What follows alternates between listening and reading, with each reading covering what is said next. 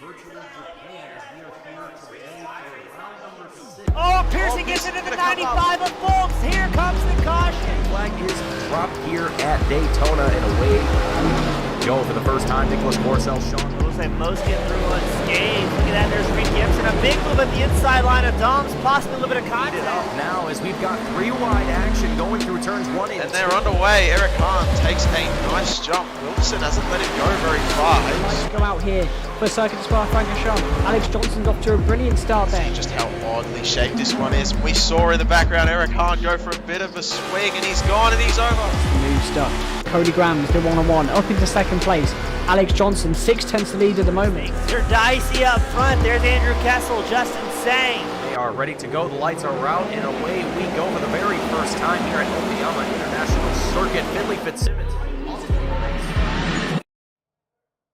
Good evening, ladies and gentlemen, and welcome to the Old Bastards Racing League.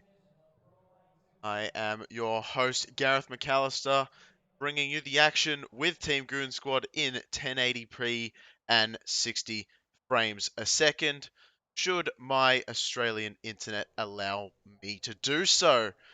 Welcome to It's Dega, baby. Talladega Super Speedway. We're here in Alabama, and we are going to bring you all the action from the Kim Bowl Cup Series coming to us in the booth tonight. Now it's the final race of the playoffs. It's looking like it's going to be a pretty exciting one as well, as we're going to have a look at the tower. Qualifying already was getting underway. Unfortunately, a bit of a mix-up in preparing the session, allowing a little bit more time for qualifying, but still the same amount of laps. So some of these drivers deciding not to actually get out there and show and strut their stuff until the final few minutes. At the moment, we have Gavin Adams putting in an absolutely stellar 53.27. 3.26 as it shows on your timing screen there, as we get rounded up on our timing software, with Courtney Nelson just behind, only mere thousandths, allowing that 30 to stay at the front, and Alan Wanamaker joins them on that exact same time. So that is going to be that, as we watch Joey Buscemi Pro absolutely trying his best to practice his pit entries, as I try my best to get back up to speed after 2 weeks of being out of really the goings on not only the broadcast side of things, but also Kim Bowl Cup Series itself. Getting in touch with the Old Bastards again has really been an utter treat for me so far during their practice and warm-ups coming in here tonight. So we're going to get ready to see a good one. Now, as I may have alluded to earlier, I can't remember in my ramblings, it is the final race of the playoffs, or I should say of the round of 18 in the playoffs. We will have a cut to the round of 10 and then a 5-race shootout to decide who our winner is going to be for this season. No stage racing to break up what would otherwise be a very entertaining, hopefully long green flag run. And we should see action all over the place, as is the case with Talladega, especially when some of these cars end up finding themselves under pit stops, divvying up the field quite a bit. Now, as I say that, so we have Josh Robinson, who is sitting at the very front of these playoff standings. He's locked into the chase, as well as Thomas Ogle behind. Lloyd Moore sitting in third, 45 points to the good. We only have 43 cars coming out here tonight, so he should be good to get himself in. Dwayne MacArthur, Greg McDaniel, Wayne Hufford, Brian Lynch, Mark Fish, Daniel Hill, and Bruce Pearson. Currently your top 10, but Pearson only that single point ahead of the cutoff line, with Brian Lindsay breathing down his neck.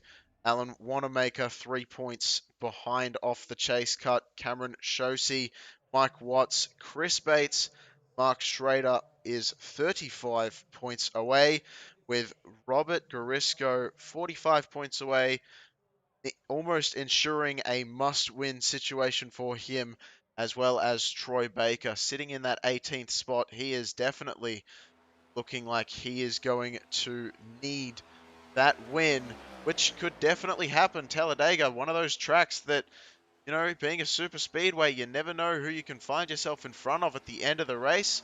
And it's really up to the drivers if they play it safe and stay behind the pack, or try and stay out front through the whole of our 85 lap race coming into tonight. It's going to be a good one. Make sure you stick around. We've already got Mike M, Jeremy Mayo, Dale Copeland, Pac-Man CT, and Fletcher Hillman Jr. joining us in the spectator area on the YouTube side of things. Thank you very much for joining in. And I hope you're excited as I am to get this one underway. We still have about 4 minutes of qualifying, I believe, to go. So, unfortunately, we will have to be just a little bit more patient than we used to be in the past to get this one going green. That is going to be interesting what the stewards say about Jack Yeagerman's performance as he tries to get as much out of his car as possible. Unfortunately, finds himself no higher than the 23rd spot, going underneath that yellow line, though I'm not sure if that's allowed by the stewards or not, but it looks like quite a few drivers may be attempting to do so. James Waldo, after sitting in 7th, is going to practice his pit entry and does a very smooth job of that. In Gear has just decided to work his way out. So we're going to have a look and see if he can put something on the top 10 board as he makes his way out very late in this run. Now, interesting things to note from Talladega, very different to Daytona. Much wider, allowing 4 wide with, well, as long as you're happy to stay there and you trust the people around you, you can successfully manage 4 wide without too much of an issue. I will say that at Daytona, 4 wide is definitely an interesting one and not something I recommend if you're thinking about trying it.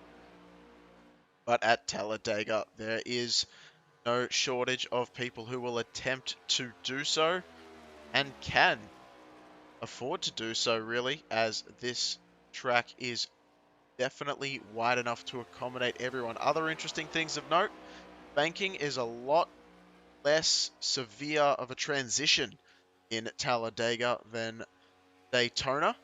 A lot easier to manage these cars as they go into those banked corners, not getting them as loose on the rear end, causing as much of a bit of a jump up a lane or two as you might see in Daytona, which is another thing that allows for the 4 wide, as well as the start-finish line behind the tri-oval, as opposed to in the direct center of it, as we see in Daytona. So actually quite a few nuances when you think about it that people don't seem to realize.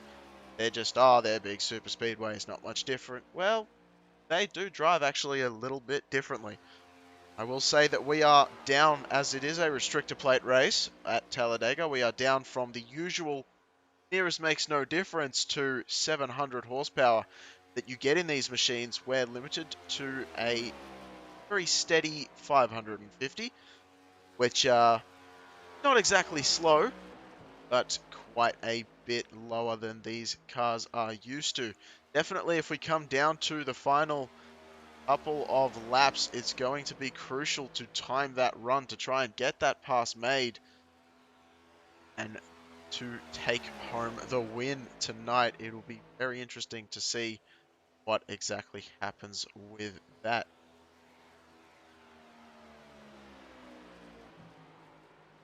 As Dean Gear just looks like he's not putting in much more of a time than that, sitting in about 18th position. Certainly nothing to sneeze at, and certainly something you can work up with as we go through this race. Chris Bates, all of a sudden sitting in that top spot. with an absolutely phenomenal 53.23, a full 0.2 of a second above his next competitor, who has become Dan Hill, as well as we were rambling on about what some people may call nonsense. We have a look at fan favorite Victor Lane, as he is trying to get as much speed as possible out of the VLS number 10 machine.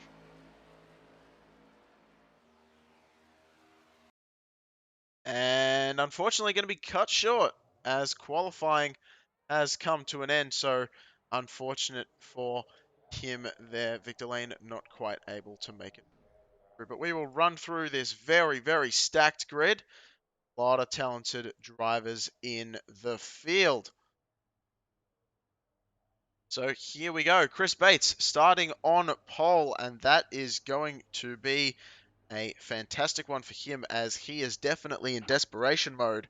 27 points behind the cut-off, as Dan Hill finds himself alongside. And Dan Hill is in the cut-off, so just looking for a solid points night to make himself stay in that position. Gavin Adams in third. Courtney Nelson alongside in the fourth position. Michael Mueller and Alan Wanamaker are going to start in our third row. Wanamaker, another one of those drivers that needs to work his way in on points. Only 3 points off the cut line, though, so not too bad for him. Michael Dow and Dale Copeland.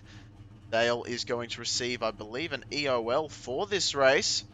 Mark Fish in the 9th position with James Waldo alongside in our 5th row. Brian Lindsay and Jonathan Green starting in our 6th row. As we cycle it on back, Wayne Hufford with Tom Ogle alongside. Ogle, one of only 2 drivers that have won any races during the last 4 races before this crucial cutoff race. The other one being Joshua Robinson, who we will give a small mention to later before we go green. Michael Watts and Robert Garisco in 15th and 16th. With Shane Wiseman and Troy Baker in the 9th row. Dean Gear, Dwayne MacArthur in our 10th row. Greg McDaniel, Joey Buscemi in our 11th row. Kevin Strandberg, Jim Smith alongside in our 12th row. 13th row consisting of Dustin Martinson and Mr. Brian Kodak Glass. Jonathan Thea with Lonnie Corey in 27th and 28th positions. Brian Lynch and Greg Hammond in our 15th row. Clint Rice and Jack Yeagerman in our 16th row. Victor Lane and Clay Walker in the 17th row. Dave Matson, might be David. Well, might ask him about that later if he performs incredibly well. A triple number driver coming out tonight with Lloyd Moore alongside him. I'm reading that as if it hasn't already switched. Nick Zortner and Bruce Pearson starting in the 37th and 38th position. Jeff Lydon and Patrick Martindale making up the interesting 20th row, with Lee Warsdale and Jeff Hopkins, the only other triple number driver we have showing up tonight, in our 42nd position, with Cameron Shosey bringing up the rear of the grid. As I said just a bit earlier, we're going to have to mention the fact that Joshua Robinson has 100% guaranteed his place in the round of 10 tonight. So he is going to do a massive favor. So big shout out to him. He is going to be providing our race control tonight. So we are very, very thankful to him here at the Old Bastards Racing League Kimball Cup Series. And we're going to get ready to go to green.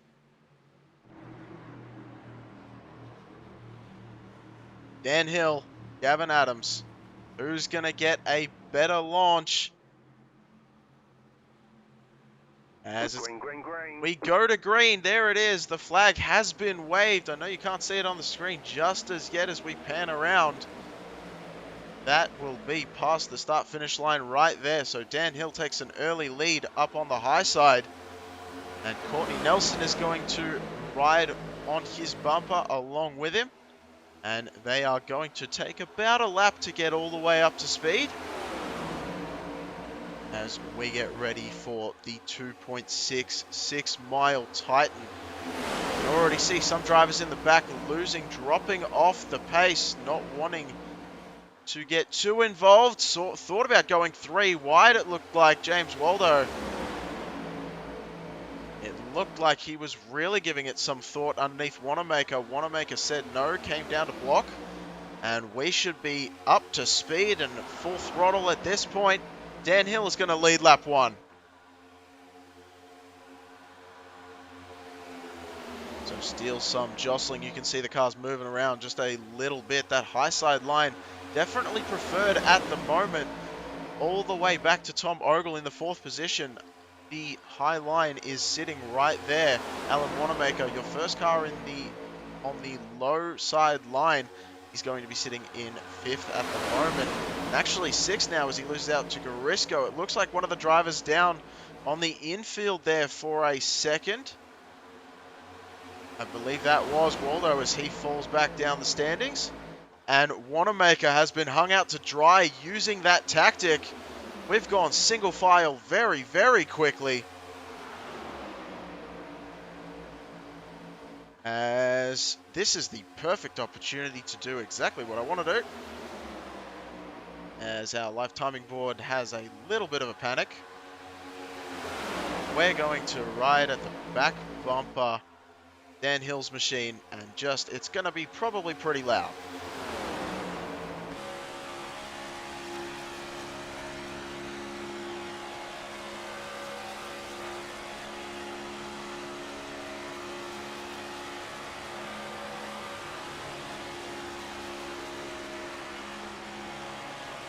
See right on the back bumper, Courtney Nelson just absolutely sitting there, not wanting to get out of line. And that is a great shot. That Chevrolet Camaro front end looking very, very dangerous and very scary, the rear view mirror.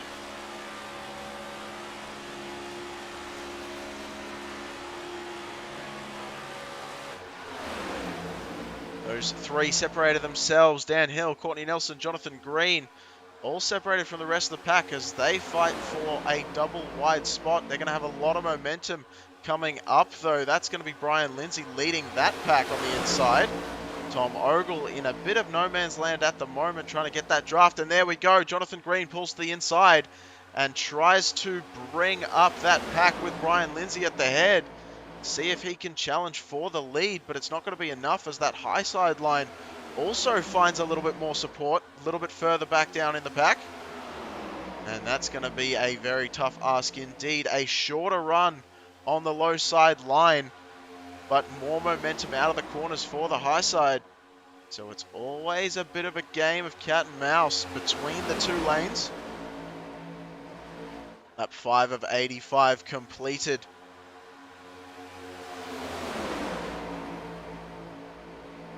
Now we did have 95 laps here. 90 laps exactly during the regular season or the playoff cut. And I believe,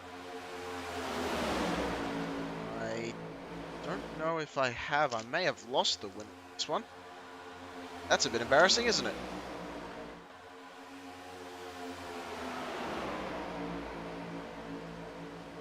I believe it was Eddie Jones from what I can see here. Eddie Jones, I don't think making an appearance into tonight's event. So that stat is a little bit wasted as soon as I say it. Classic. As Dan Hill continues to lead the pack. A little bit of a gap forming further back. It's going to be a little bit interesting to see whether that's going to be the case. You can already see quite a few gaps being taken as we have a look at the track map. You can see there that is based off of position right there, so you can see the 27th position, first 26 all in a line together, but the 27th position separated by a fairly hefty gap at this point. It's about 3 seconds. and gaining as this front pack is just so beefed up with cars behind. And then that small field is separated again from 30th to 31st with another 2-second gap. So a couple of interesting things happening right now.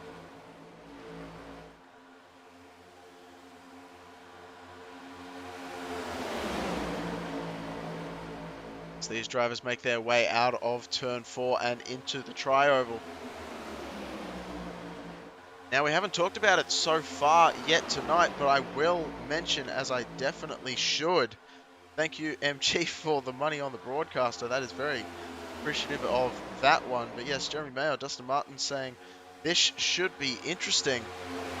And yes, it should. For the moment, everything looks fairly calm. So let's see if it stays that way. Dan Hill continues to be on that high side line up at the front of the field without too much competition anywhere else. No one really darting out of wherever they are at the moment. That low side line will be using a little bit less fuel, and that is exactly what we were going to mention just a moment ago. The fuel run on these cars is looking like around about 35 to 42 laps, depending on if you have a little bit of draft, help you out. If you stay up front on that high side, you'll be closer to the 35 mark. Longer way to travel around the circuit and no drafting help at all to help that car. That car is basically all brunt throughout the wind, trying to push that car backwards as it accelerates towards the front. But there you go, Jim Smith at the head of that lower pack. He is coming and coming as quickly as he can. But Tom Ogle, Courtney Nelson are absolutely linked up to the back bumper of Dan Hill on that high side, and I'm just not sure if he's going to have enough of a run. Jonathan Green giving him as much as a push as possible up into the second place right now. That low side line finally coming into its own. It's taken a bit of time, but here it comes. Jim Smith on that low side trying to make something happen. And I'm not sure if he's going to pip him at the line. It does not look like it. No, he doesn't. But it looks like he's got a bit better of a run from Jonathan Green, pushing, and he's going to take the lead just now away from Dan Hill. As they continue to stay side by side though.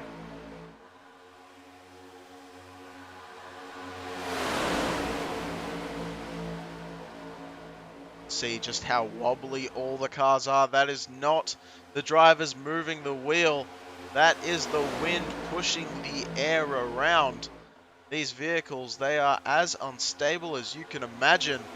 It looks like such an easy thing to go around an oval, but it is so not that easy. Especially when you're traveling at these speeds. Speeds of, you're probably asking for around about 200 miles an hour is typically what we used to see.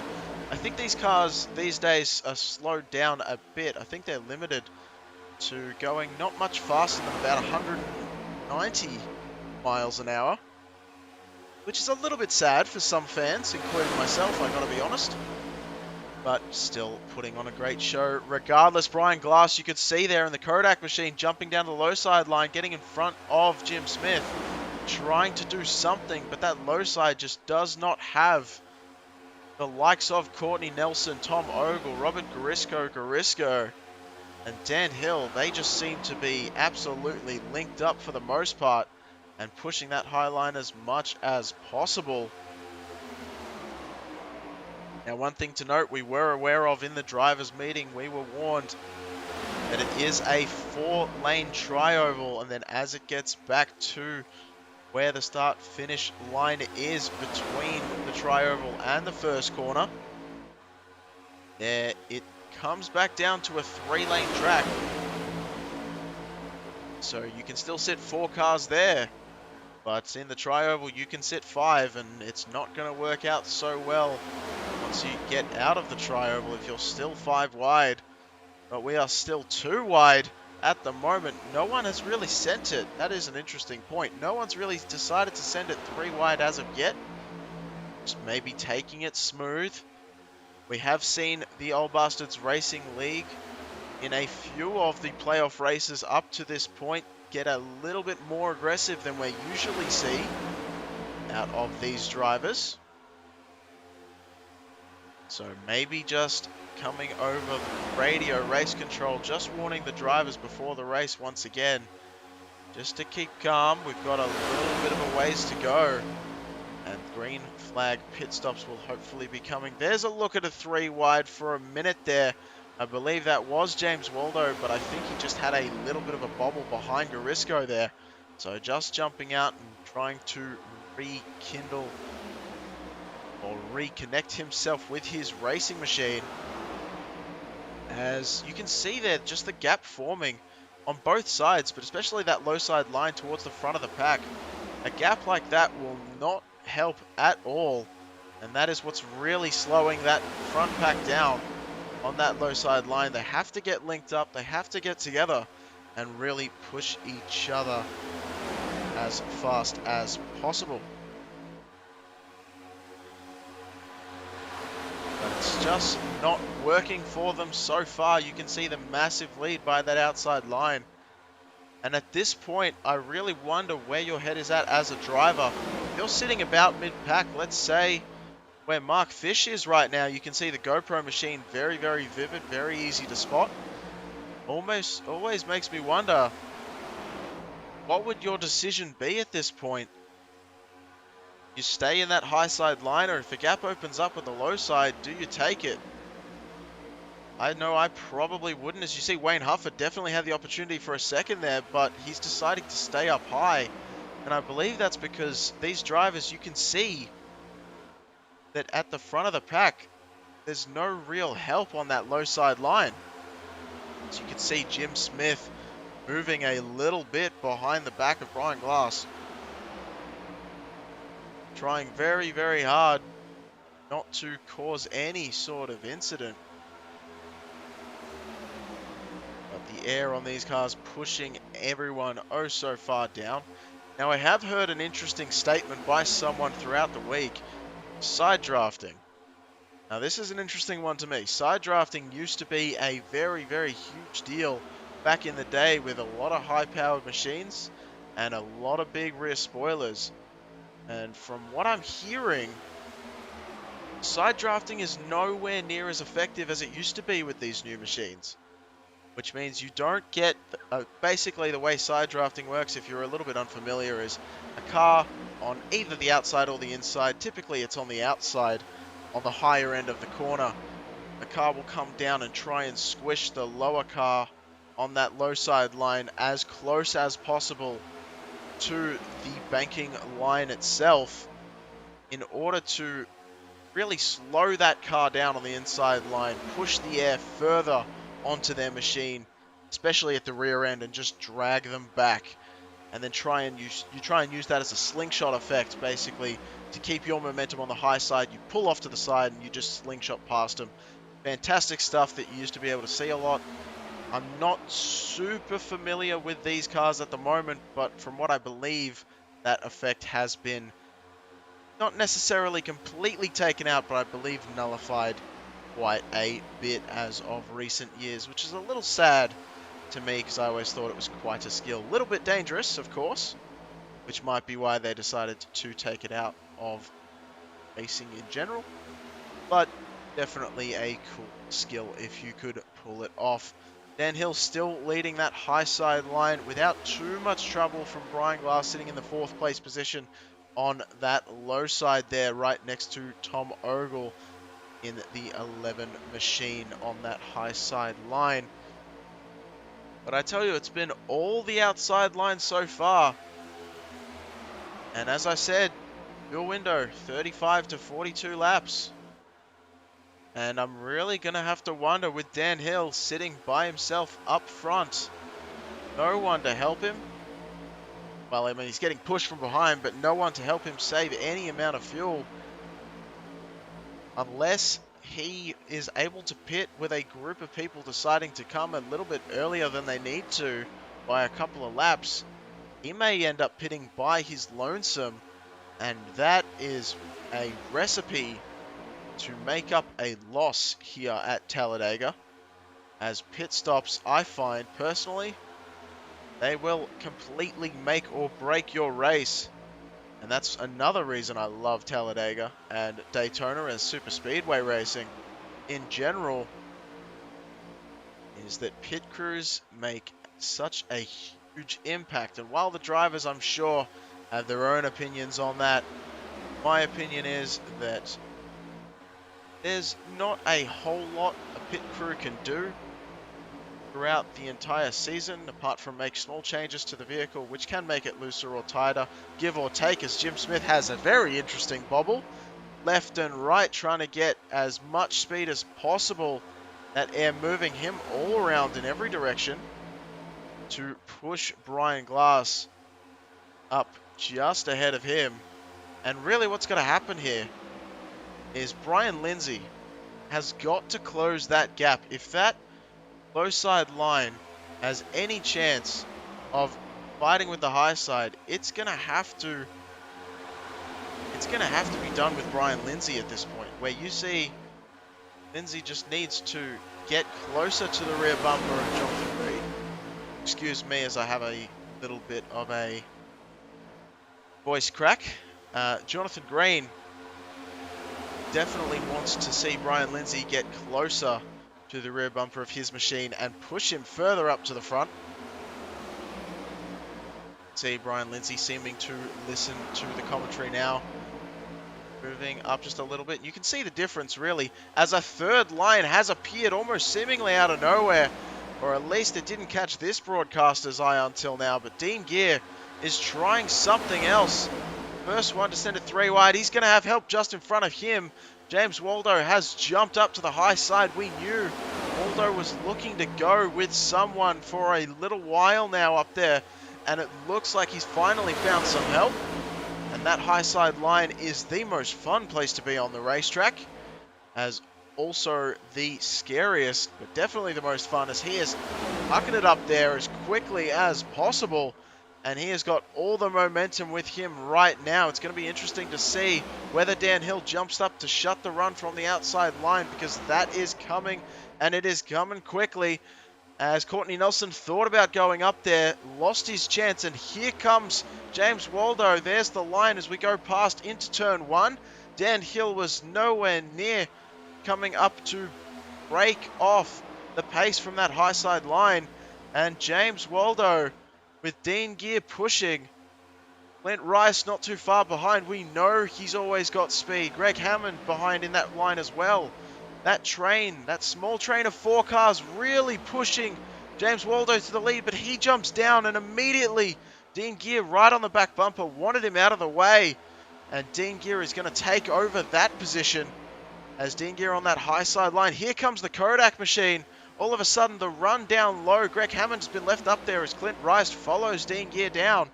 Gear comes to shut the door. Rice taking my breath away, almost coming down right on top of Brian Glass. That could have been absolute disaster. Brian Glass sees an opportunity to go into the middle line, and he knows it's been faster. So that is where he's going to stay, and he's going to stay on the high side for the moment. We've got cars jostling for position all over the place at the moment. You can see they're still 3 wide. A little bit further back, James Waldo is trying something out there. Nothing doing for the moment. I believe there was 1 car. Yes, I could see that going down the standings just a little bit there. Jumping out of the way, not liking what he's seeing, the aggression. And he is going to be jumping out of the way. I believe that was Greg McDaniel. So he is going to jump off the racing surface entirely. And that is going to really hurt him more than help him, as it may have looked disastrous. But if we don't get a caution, he's not going to be able to work his way back up into the draft. Speaking of, we'll bring that track map back up for you.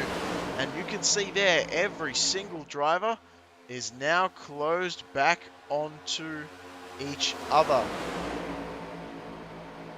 So very, very interesting sights here as every single driver is back in that lead pack. I believe that was Brian Lindsay now deciding that he has had enough of the aggression up front, and he is deciding to drop back just a little bit. Not too far though, not wanting to stay underneath the banking, and I can totally respect that, as that will hurt the speed of these race cars oh so much. as we single file for the first 5 spots, but not too far behind. James Waldo is still trying something in that 7th position right next to Garisco on that high side line, but he only has Greg Hammond and no one else up there at the moment. If you want to make a run, you're going to have more than just 2 cars. Mark Fish, you could see pull down to the inside there, the GoPro back machine. Not liking what he's seeing up front either.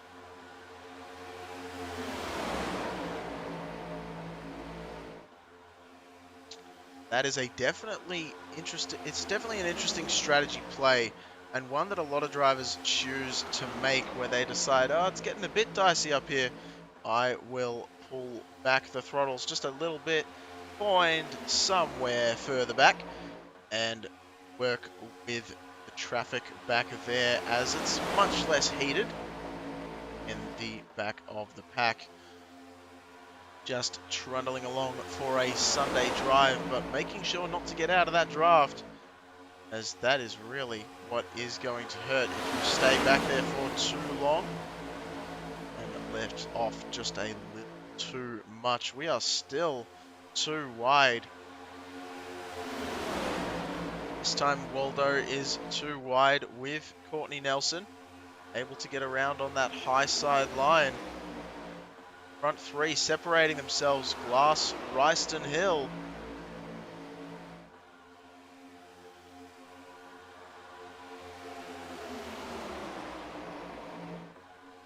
We are hitting lap 27 of 85.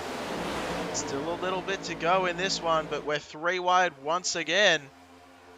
And you can see up top, Jonathan Thea is going to try something with them up on the high side with Greg Hammond joining from behind. We're going to see if they can make anything work on that high side line. The low side line starting to form up as well.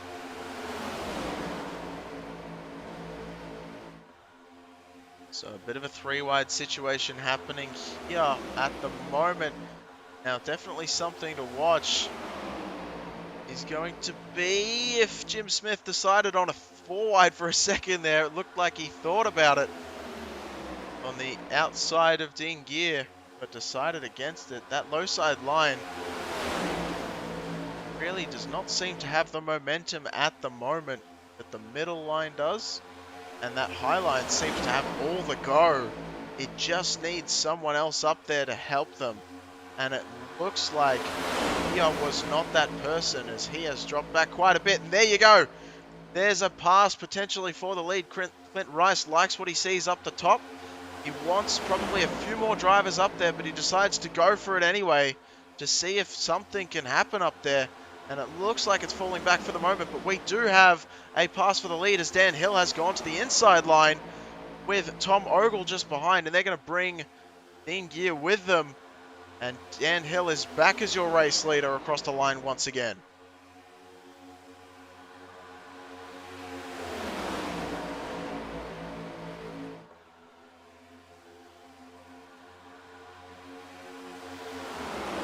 So that high side line dropping back now, unfortunately not working the way that they wanted to. Rice decided to try and make something happen. Buscemi now follows suit with that outside line as well. They're trying to make something happen up there, but it just does not have enough of a formation. Now these 3 at the front, they have separated themselves a little bit. That's always a dangerous position to be in, as you find yourself losing that draft pack power, and the other line comes up very, very quickly if they're able to form up. And you can see, it's not just me, I'm sure, that can see this, but there's a lot of gaps forming even at the front of the pack at the moment, which is very interesting. Which is meaning a lot of these drivers just want to calm the pack down, and they don't want to really go absolute full throttle pushing, at least for the moment. So we're back to 2-wide racing once again.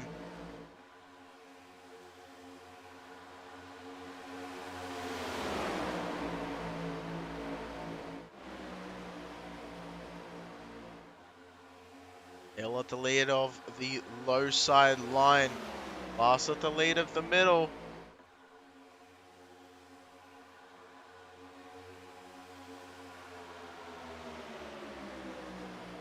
Now, Robert Garisco, look at him. We've been saying this before. Been saying his name a couple times. He is at the front of this pack. Now, he is one of those drivers that is in desperate need of a win to lock himself into round of 10. I believe that will lock him in there if he does manage to come by with the win.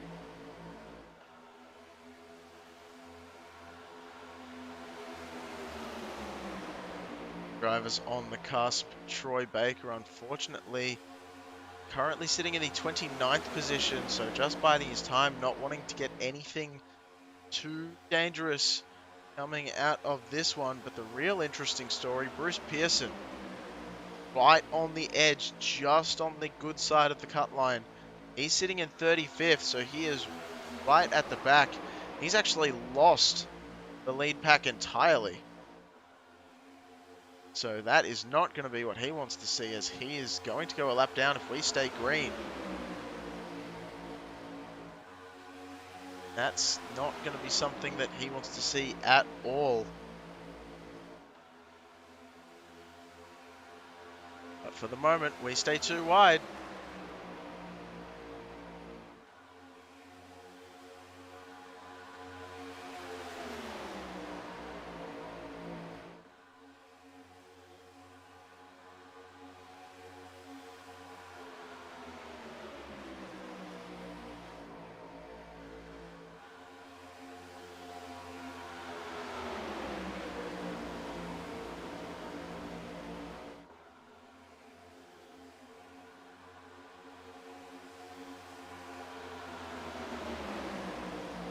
Just gives you a good idea of just how many cars we have in this field.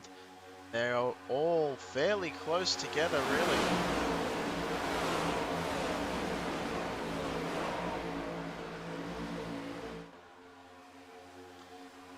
As you get a sense, that high side line just does not have anyone with them right now. Only the 5 cars up there. Brian Glass, Courtney Nelson, Robert Garisco, Wayne Hufford, Jonathan Thea.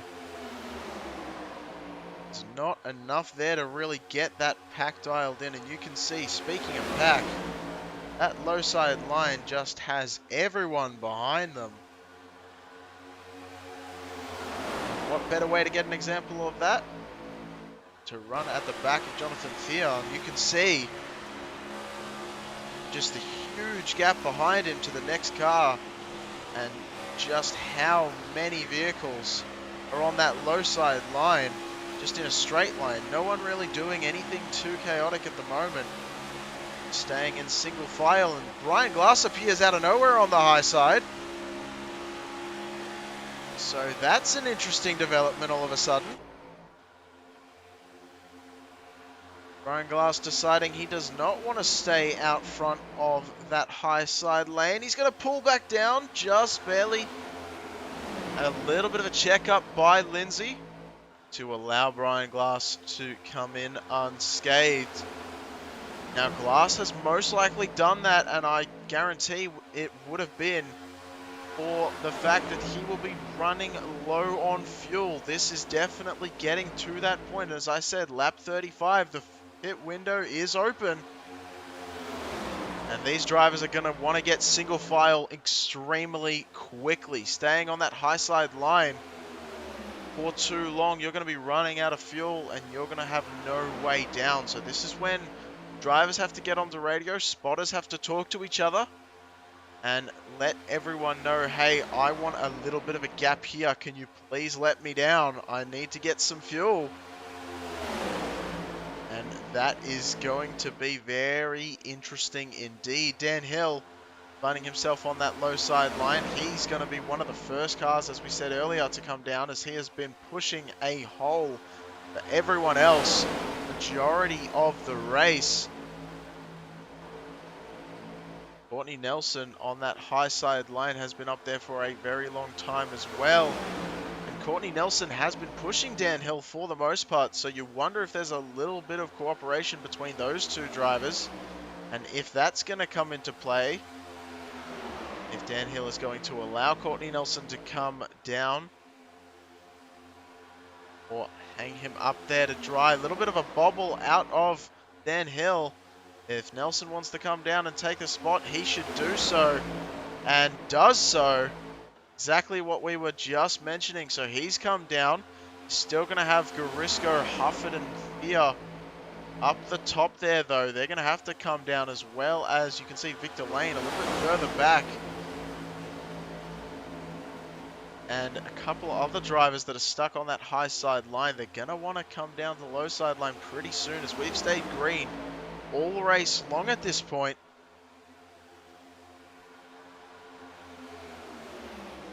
Yeah, Jeremy Mayo letting us know, wondering if some drivers are going to save up 42 laps. It's going to be very interesting. I don't think so, though, and we're going to have a whole host of drivers come down into pit lane. Excuse me, that's a terrible camera angle. What are we doing? A lot of drivers getting their stops taken care of. As we want to say, around about half the field has come down. And that is going to be absolutely beautiful for Hufford, Garisco, and Thea, as they're able to make their way onto that low side line without Dan Hill or Courtney Nelson blocking their path. And I'm sure they're going to come down. No, just Jonathan Thea. Is anyone going to come with him, or has he left himself in a very undesirable hole? It looks like no one's come down with him. Patrick Martindale, Jeff Lydon, Lloyd Moore a little bit further back in the pack did come down with him. So thankfully not alone. You can see Troy Baker on his way out on that low side line.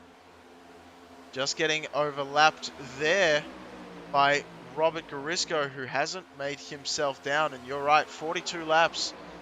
If you can make it to 42, 43 lap mark, you've made it halfway, and you can make it to the end on fuel.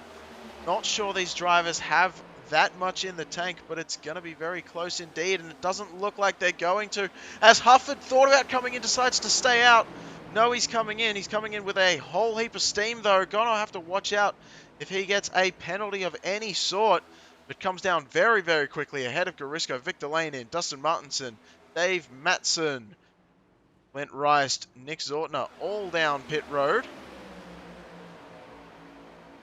And Clay Walker taking over the lead. There's still some drivers yet to make a pit stop. These ones that are just out right now. Alan Wanamaker, they're going to have to make and work out how to get down single file. They're going to be running pretty close to fumes at this point.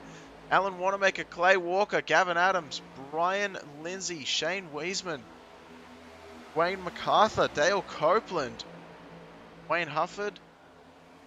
Excuse me, we did see Wayne Hufford come down. Our timing software is just having a little bit of another moment. As Gavin Adams, Clay Walker, Brian Lindsay, Shane Wiseman all coming down pit road. Alan Wanamaker is still going to be out there. And that is going to be absolute on the edge for Alan Wanamaker. Clay Walker, Gavin Adams as well, also going to be on the very edge of this fuel window.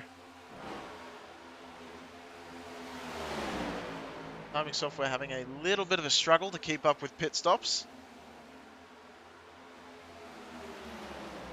Too bad though, as Wanamaker finally does come down, lap 41, coming to lap 42. And we have a crash report. No caution, but we have a Gavin Adams crash report. We're going to have to look at that real quick and see what happened there. Oh, just a self-spin, getting on the gas too early, coming out of pit road. Thankfully, no caution at all necessary for that one.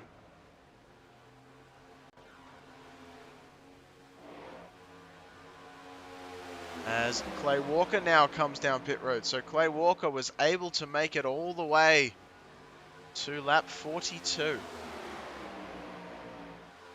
41 to 42, I should say. Came in lap 41.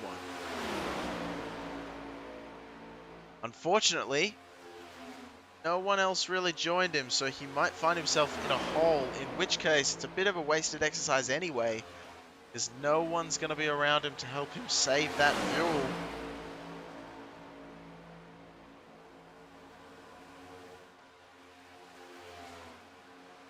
Jeremy Mayo in chat as always.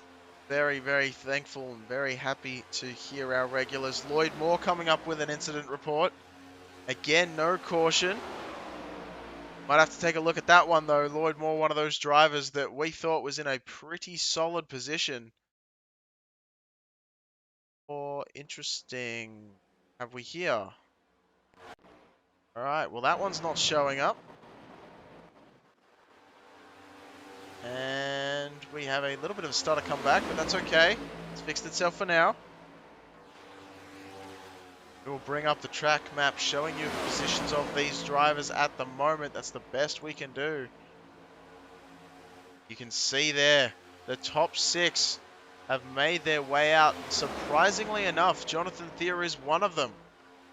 Jonathan Thier, I was fearing that he had come down with no support around him, but managing to get out at the perfect moment to keep himself within that bubble of drivers. So Courtney Nelson, Tom Ogle, Dan Hill, Michael Watts, Jonathan Green, and Jonathan Thier. Both, well, all of those drivers able to keep the top 6 together. And a bit of a gap before you hit the 7th place position of Brian Glass. We're just coming up against some other lapped cars. Going to add them to the mix. Say lapped cars, late entry to pit road cars, and adding them to the mix of their pack. It's going to be interesting if they can be tracking down the front pack of 6. I'm not sure it's going to happen. It'll be very, very close because these drivers have just picked up another couple of people. It's looking like Buscemi and Pearson going to be joining that pack, which just makes it stronger. Looks like they'll be getting a few more involved in that pack as well as they pick up a few stragglers from the pit stops. Chick-fil-A machine of, I believe that's Lonnie Corey, will be the next person to be picked up by this pack. And the leaders are just going to make themselves stronger. So that is not going to bode well for the rest of the field behind them. As they strengthen their numbers, they strengthen the pack. And the draft that it creates, the speed that that makes. As it looks like Pearson and Corey might be struggling to keep it to the back end of this pack, so maybe not as strong as we were thinking it might be. Mark Fish there on the high side, letting the leaders pass. As we're going to go back to the battle for second place. You know, see here, this is not helping either. This driver is sitting in a 3-wide position. That is not going to help bolster their effect to get up through the field and catch those leaders.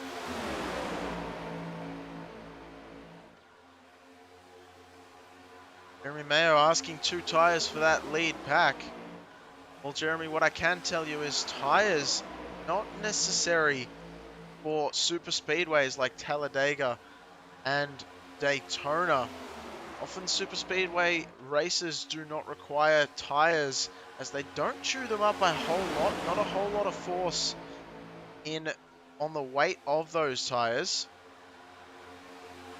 As really when you think about it, with the banking helping these cars, not a whole lot of input is necessary to turn the wheel all that much and put unnecessary stress on those tyres, so you don't necessarily need them.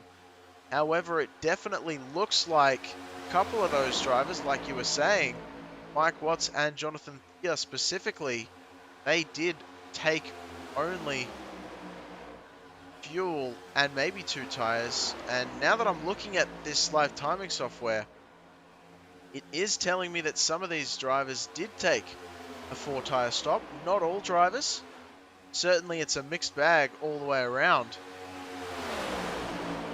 But it definitely looks like some stayed in there longer than others. Courtney Nelson, Tom Ogle are 2 in the front pack that it looked like they took the equivalent of a 4-tire stop, which is definitely an interesting one. It's not necessary, but it will help the car in the long run. So not a bad move either.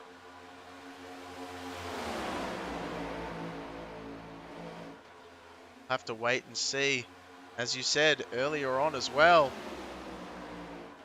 it's going to be interesting to see if anyone can actually make it to the end. I don't think so, but it's going to be close for some of these drivers. Very, very close indeed. So Brian Lindsay still leading this pack, which has gone from being a 3-wide pack to just 2. And I would almost recommend, I'd almost say to this pack right now to slow down in a weird sense. Just a tad bit to allow the drivers behind. You can see that second pack not too far off. And if they bolster together, that can really make a difference. As you can see, Dwayne MacArthur heading the front of that one.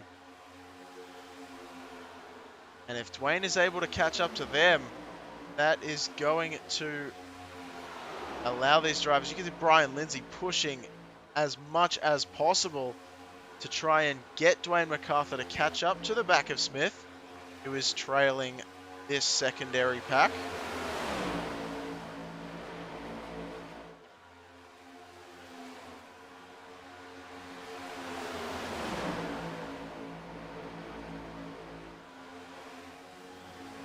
They are 2 wide, which will slow them down ever so slightly. So let's hope, or I'm sure for these drivers, they are hoping that it will stay that way, especially from MacArthur back, so that they are able to catch up to this lead pack right now.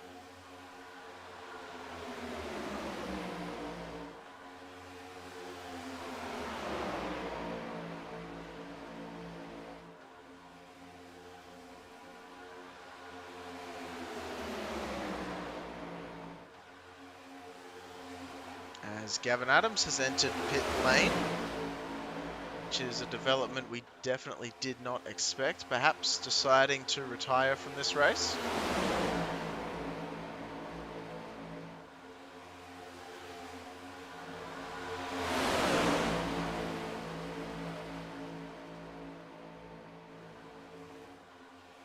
And there you go, so the catch-up has been made. Wayne MacArthur has caught the back of this pack just ahead, so that is going to bolster their forces. And hopefully they can all work together in harmony and make their way up to that lead pack. But that gap has been increasing, not decreasing. And that's the scary thing. And still increasing to this point. As they go 3 wide, that is not going to help at all. Catching up to the lead pack, they quickly form back to a 2-lane strategy, with Pearson on the high side though.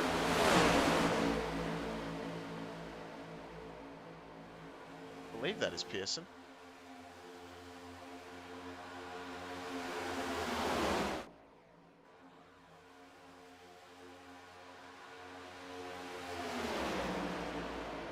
Change there. I went to the 25th place driver of Lee Warsdale.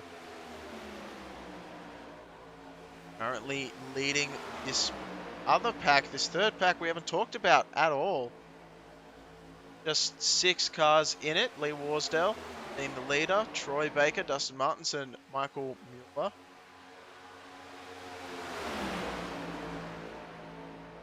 I believe they are all in this one.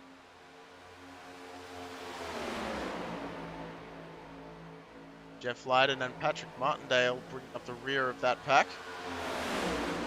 unfortunately, they find themselves in a very awkward position where they can see the giant pack ahead of them, but it's not going to help in the slightest, as they will be unable to track them down. But the lead pack still gaining positions away from the secondary. Courtney Nelson has had enough up front. He wants someone else to take over. Excuse me, Courtney Nelson is there. Who's that that's dropping a little bit further behind?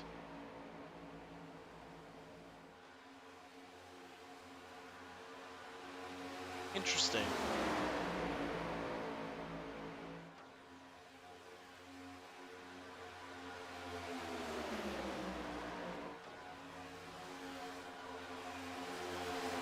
So I thought it looked like someone else's car. I'm not too sure if that actually is. But I believe it's a car that may be a lap down at this point.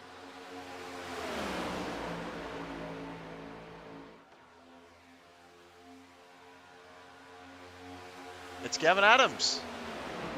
I had a sneaking suspicion, and yes it is. So Gavin Adams, the driver I thought may have decided to pull out of this one, has decided to come back out and joined this back pack. Now, interestingly, Gavin Adams can make it to the end. He's the only driver in the field right now that can actually make it all the way to the end of race without a second thought. So that is going to potentially spice some things up. Obviously, a couple laps down, but you never know how that will shape things around.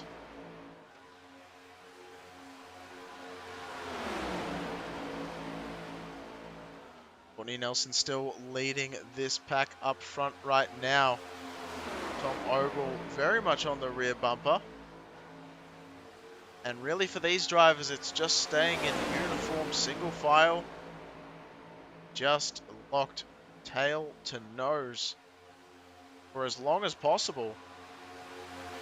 And they are now slowly losing the battle with the drivers behind, as Dave Matson made a big move onto the high side. Our best performing triple number driver of the two, Dave Matson and Jeff Hopkins, fortunately finding himself a lap down. Dave Matson trying to pull these drivers to the good. Now, interestingly, that high side line was the most effective line when going single file at the front for the majority of the race up to this point. So, looking at it right now, that could be the way to go once again. But definitely seeing it the last two laps.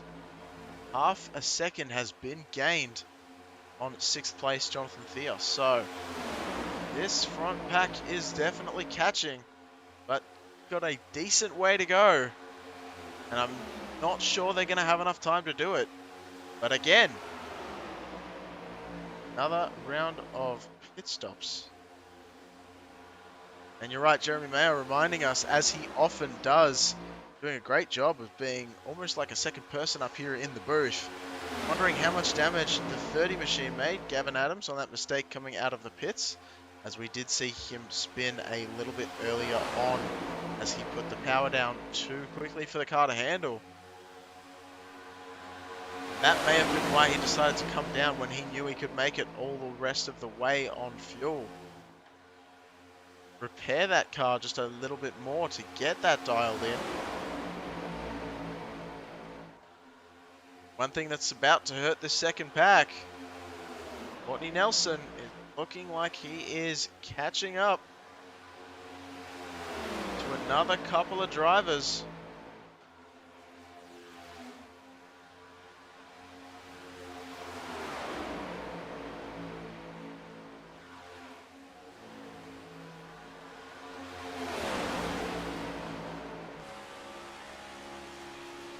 See, riding on board the front of Courtney Nelson's car.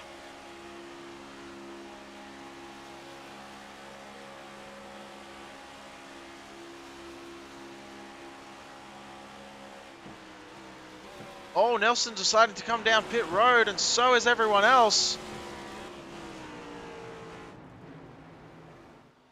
Incredible scenes. Did not expect that one to happen for a little while yet, but all drivers deciding to come down pit road. Majority of the field going past on the other secondaries. They sort of split halfway. It is absolute pandemonium on pit road all of a sudden with 26 laps to go. What has happened? Dave Matson takes over the lead of the race, and that has thrown a huge spanner in the works. That is not something I expected to see. As that has shaken a lot of things up.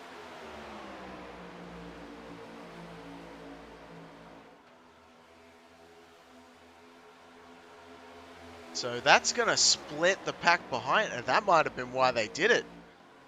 Because that split up that pack that was chasing them down. As some of them decided to pit with the leaders and some decided to stay out. But for the moment, the triple number driver, Dave Matson, has led a couple of laps in this race. Now finds himself dropping back a little bit further on that high side line, as the low side with the Canadian man Dwayne MacArthur himself taking over the lead of the race for the first time.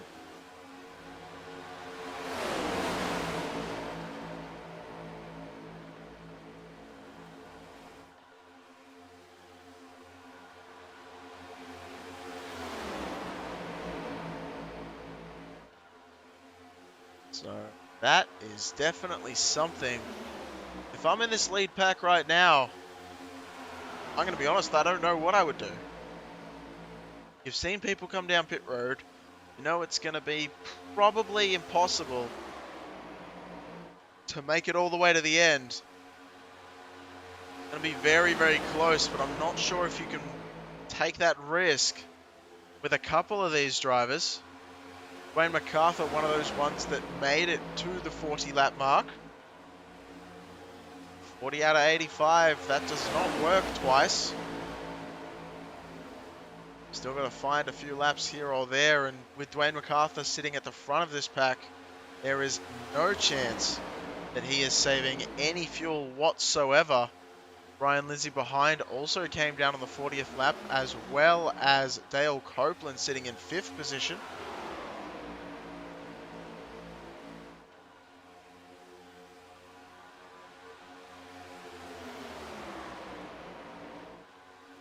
Dane Wiseman and Alan Wanamaker, the man who lasted longer than anyone else, is also unfortunately finding himself without any draft support. I was hoping it was going to be at the back of that pack, but unfortunately not able to do so. So even he was probably the only one looking like he may just be able to stretch it. And I don't think anyone's going to be able to make it.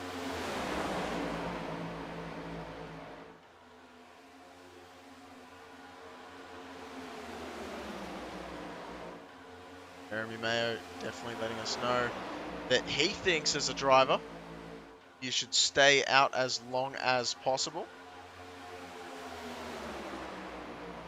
And, you know, that's an interesting point because we haven't had a caution yet.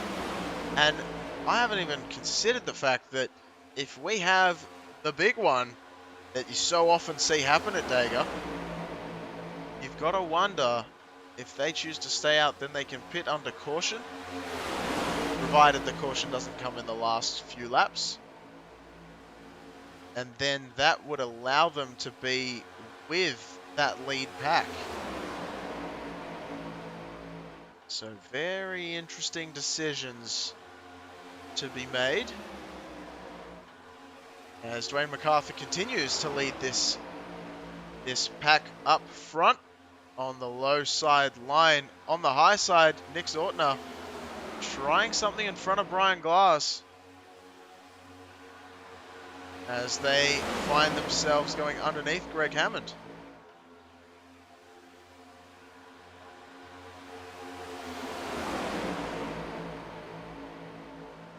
Hammond's going to want to jump behind as cars go past and does so. Stick back onto the draft. So this about as interesting as I can even think, because this has thrown everything for a loop right now. First driver who came down in that massive line of pit stops is going to be Mr. Tom Ogle himself. And he has lost the pack entirely. Look at that.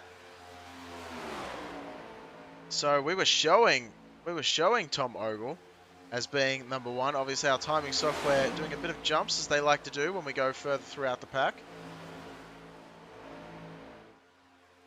So we're actually showing, I believe Mike Watts might be the first one. And yes, that seems to be the case when everything sorts itself out on my end. So Mike Watts currently leading the group of cars who did pit earlier, and that's also weakened their resolve. Have a look, they've only got 4 cars in that mix right now. That's going to be Watts himself, Dan Hill, Courtney Nelson, Jonathan Green. They've lost support of an extra couple of drivers. And that is definitely spicy. I'm not sure. Look, it's probably the right call when I think about it, but certainly an interesting one at that. As I should mention, since I haven't yet, he is currently sitting in the 26th position. Mike Watts is, that is, the leader of this pack. And Brian Lindsay, we were showing, is taking over the lead, and that is not the case, as our software once again tries to keep up to date with just how many vehicles there are in the field. Again, Old Bastards Racing League, possibly the biggest fields, in fact not possibly, definitely the biggest fields I've ever seen as a broadcaster. And as a driver, I might say as well. His fields continue to see more and more action and continue to hit the top limit of allowances for the race themselves, which is absolutely phenomenal to see. Great community. As long as you're over the age of 35 years of age, definitely think about joining the Old Bastards Racing League. They have a lot going on and very, very lovely drivers. Great to talk to them. And certainly a lot of experience behind the wheel as well. So Dwayne MacArthur still leading at the moment.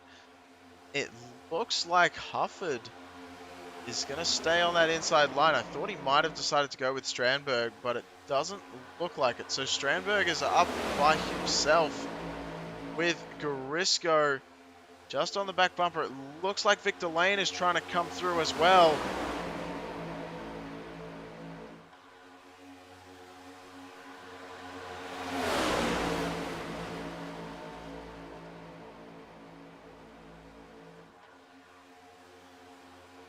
So at this point, I definitely think a caution will, as my grandma would say, throw the cat amongst the pigeons and cause chaos.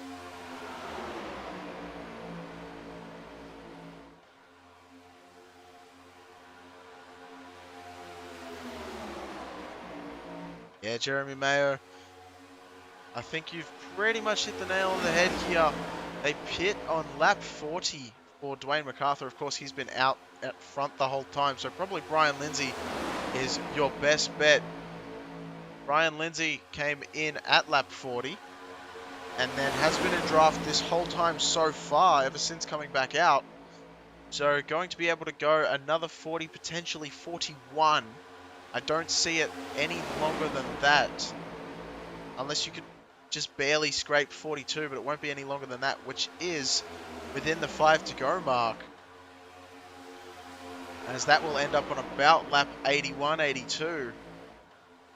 And we have 85 laps to complete, so about 5 to go is when a lot of these drivers will start running out of fuel, and that is going to be devastating, because that's right at that moment where you want to push as much as possible. So that is why, if a caution comes out, that is going to turn the table on its head.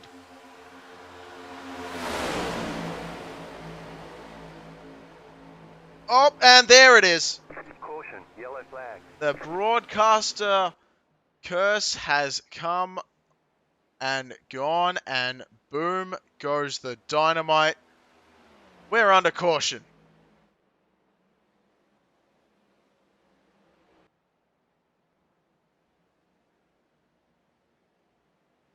Didn't take me too long to figure out what happened there. Garisco had his car absolutely spun. Not sure reasoning for it was, but I know that he was definitely sideways. And that has made everything very, very interesting. Oh, that's what's happened. Let's go to the outside. Not sure if that's not a great move. And then Victor tried to fill the gap. And the gap was closing back up as Garisco was trying to come back down. Hits MacArthur. Lindsay involved.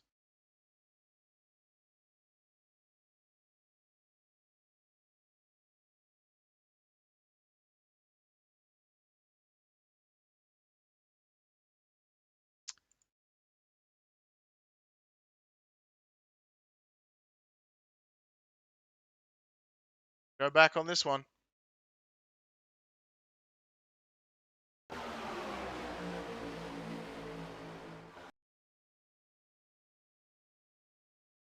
See there, a gap just forming.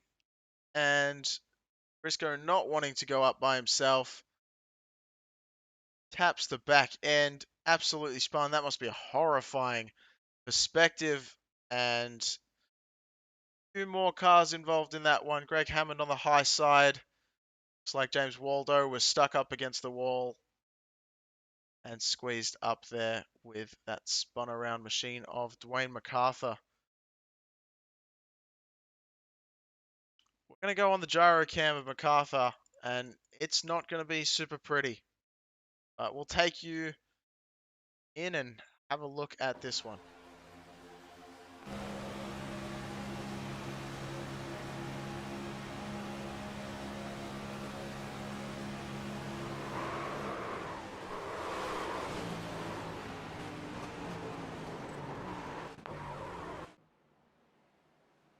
So there you go.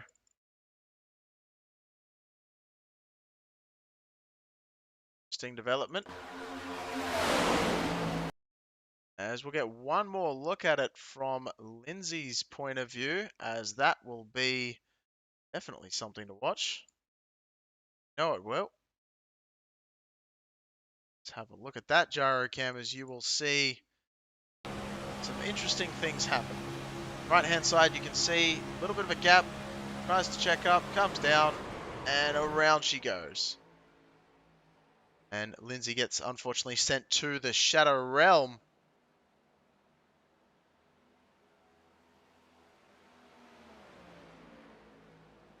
One thing I should do, actually, one more time, while we've got Talladega, it's a very long pace lap.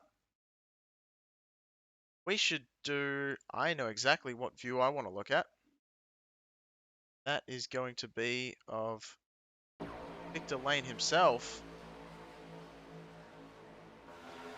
We're not going to do a POV, but we are going to rest on the nose. Let's see, so Garisco's already looking like he's going to go high.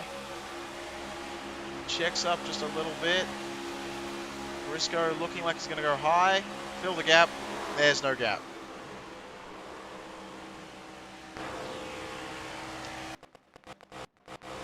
I apologize for that.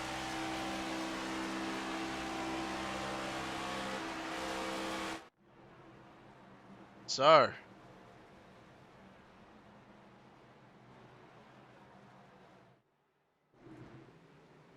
let's try and decipher what is going to go on. The base got tapped. Ah, Pac-Man.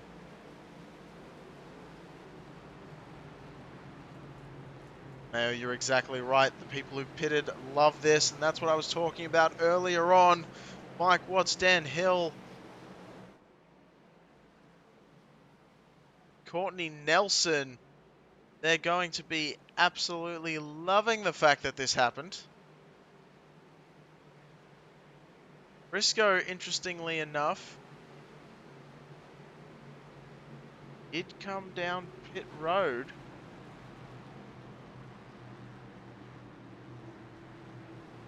This is how we're shaping up right now. Hill and Watts side by side on the front row.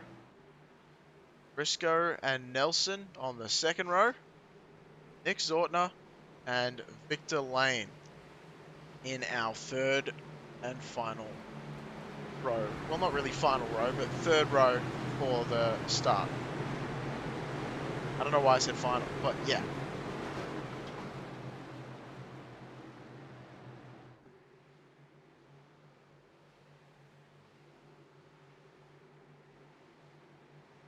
This is certainly shaking a lot of things up. We're going to get ready to go back to racing very, very shortly. We're going to send the pace car back into pit road. Get ready once again. Hill on the inside. Watts on the high side. 1 lap to get back to racing at full speed. 12 laps to go. The big one has happened at Talladega. Will we see another? Let's hope not as we go back to racing. Green flag, green flag. We're under green here at Dega. Dan Hill gets a nice jump. Watts gets a better jump though. Watts getting pushed very, very well. Courtney Nelson, we know how good a pusher Nelson is. He did that for Dan Hill for so long. The front earlier on, Garisco did come down pit road, did not fix the damage, was not down there for long enough, had a tiny bit of damage. You can see that front left just opened ever so slightly. That tiny bit of damage left over from, I apologize for that, I'm not sure exactly what's happening. That may be my Australian connection, I must admit. Oh, please don't tell me we're going back to this now. Yellow flag. Oh, that's what's happened. Got another yellow flag come out. Oh, we have. I think that's what's causing the buffering. I think something, a lot of cars, a lot of smoke, and that, I believe, is what's caused that. So, let's... Jack Yeagerman, Clint Rice, Patrick Martindale, and Alan Wanamaker all shown as crashing. Unfortunately, it looks like our timing software is not going to be able to show us that one, because once again, we have issues with that. Now, I believe that the issue is my Australian internet, which we have another word for down here, but I can't exactly say it on broadcast.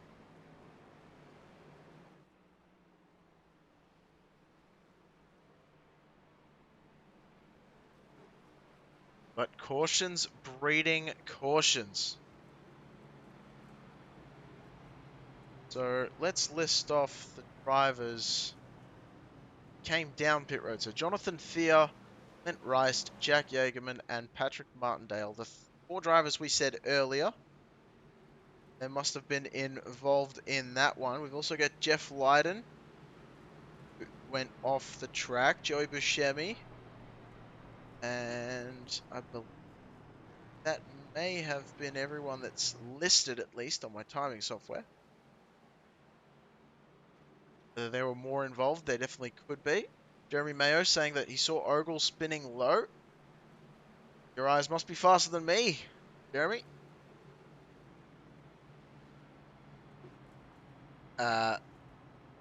Jeremy, you're right with what you say there about what I was going to call it. I still can't call it. No, you're right. Just know that you are right. So, as we said, cautions breeding cautions. Unfortunately, the big ones happened. And just to give you an idea of what happened during that blinking phase, we've got right now, we have a speed readout, and it's in kilometers an hour, so bear with me. But I have a speed readout, and at the moment it's telling me Brian Lynch has the fastest speed on track at 720 kilometers an hour. Now, I'm no mathematician, but I know for a fact that 200 miles an hour is roughly 320 k's an hour. So for him to be going 700, I don't think that's very believable. More believable is Mike Watts' top speed of 305, which is 190 something. I believe it's around 190. So yes. Just to give you an idea of how much of a struggle that was for my computer, that number popped up out of nowhere.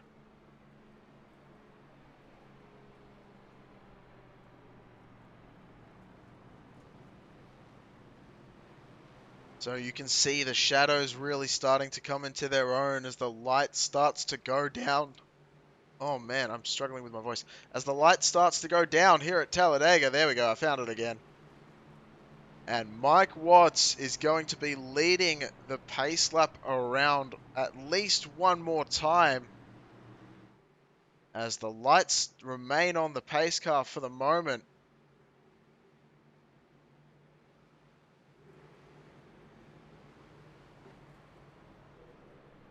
They are off, so we will have them go by one more time round the track as they get lined up into their respective rows. Mike Watts and Dan Hill will be starting on the front row. Robert Garisco with Courtney Nelson on the front on the second row with Victor Lane and Nick Zortner in our third row.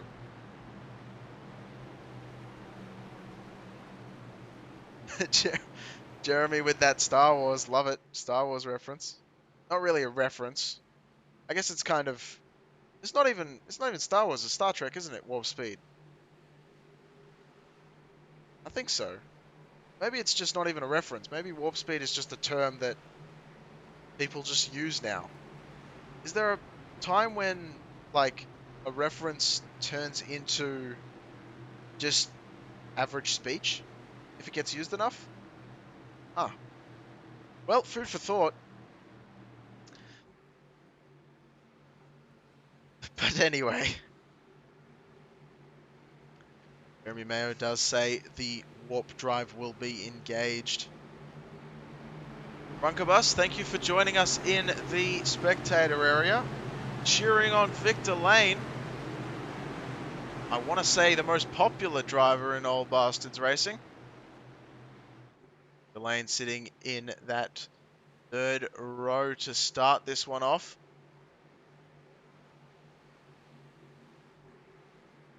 And he is sitting on the high line, which has been the preferred line all night tonight. See if the speed can stay up there as Mike Watts has chosen that high side line.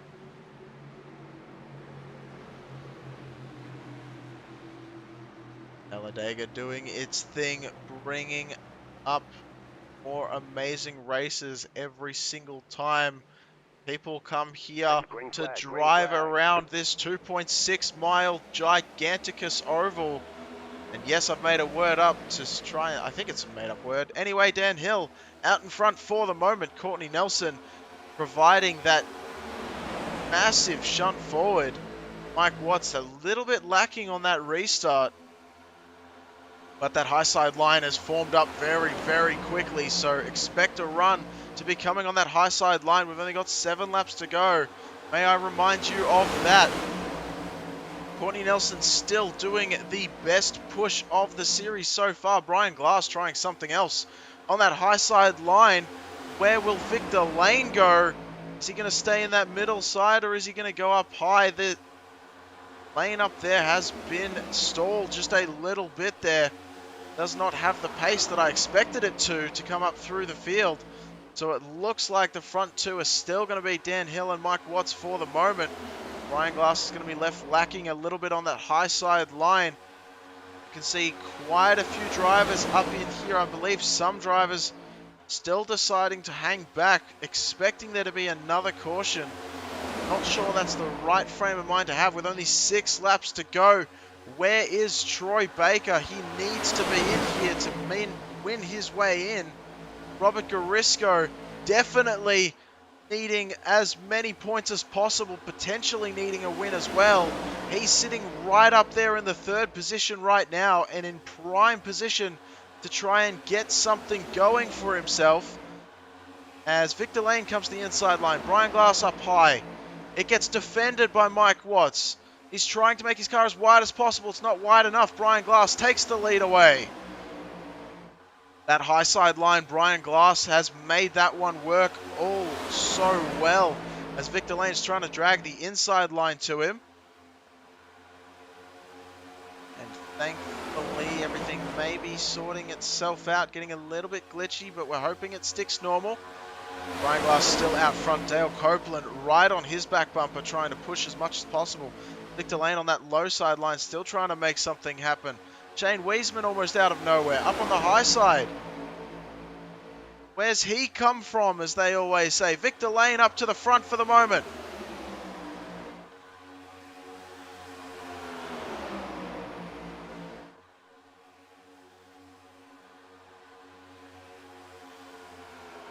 Coming with 4 to go. Victor Lane was just pipped at the line by Brian Glass, who has a tremendous run with a giant push from Dale Copeland behind. But look at the link up between Victor Lane and Dan Hill right on that back bumper.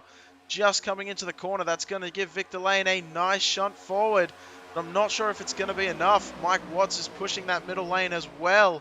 Those top 3 have really separated themselves. That's going to hurt in the long run, though, as Dan Hill right on the back bumper again of Victor Lane. Wiesman and Wanamaker up high.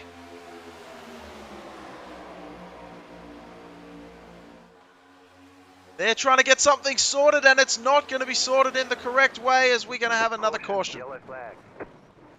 Seems like every time the smoke hits and the parts go flying, our computer has a bit of issues as well, but there we go. And I'm sure that's going to retire a few drivers.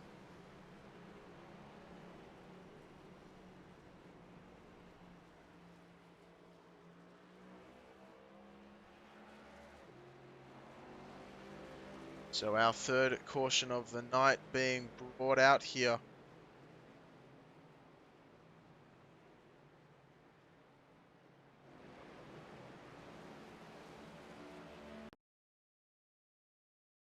We're looking right now at Kevin Strandberg. He's really at the epicenter of this. As you can see, Wiesman just gets shoved from behind by Wanamaker right at the pivotal point where it's transitioning from banking to the straightaway. That's the worst possible place. And unfortunately, just sending the field into chaos at that point. And a massive amount of drivers involved. Strandberg and Rice still down in pit lane.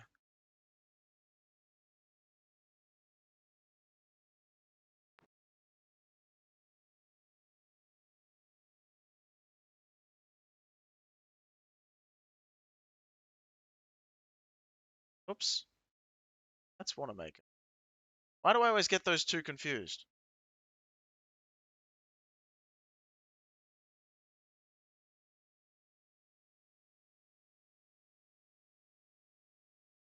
So I always get Wanamaker confused. That other driver who, remember who they are. And this is really embarrassing for me. I shouldn't have said that out loud, of course.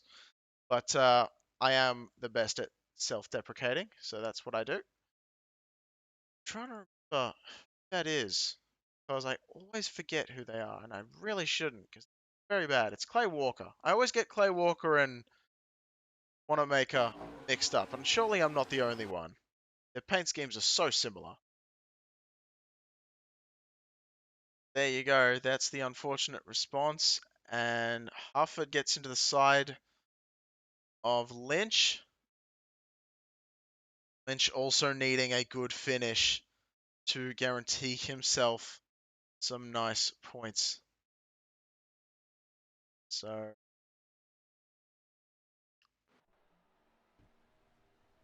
know what? We're going to do what we should have done earlier. One more time. Wider shot. There we go. Just see this one unfold. So there's the shove. And unfortunately, there's the little contact in the middle.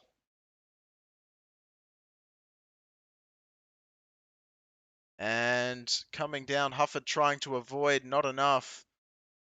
And it just looks like it just breaks a bit loose from there. Thankfully, there wasn't that many cars behind where that took place.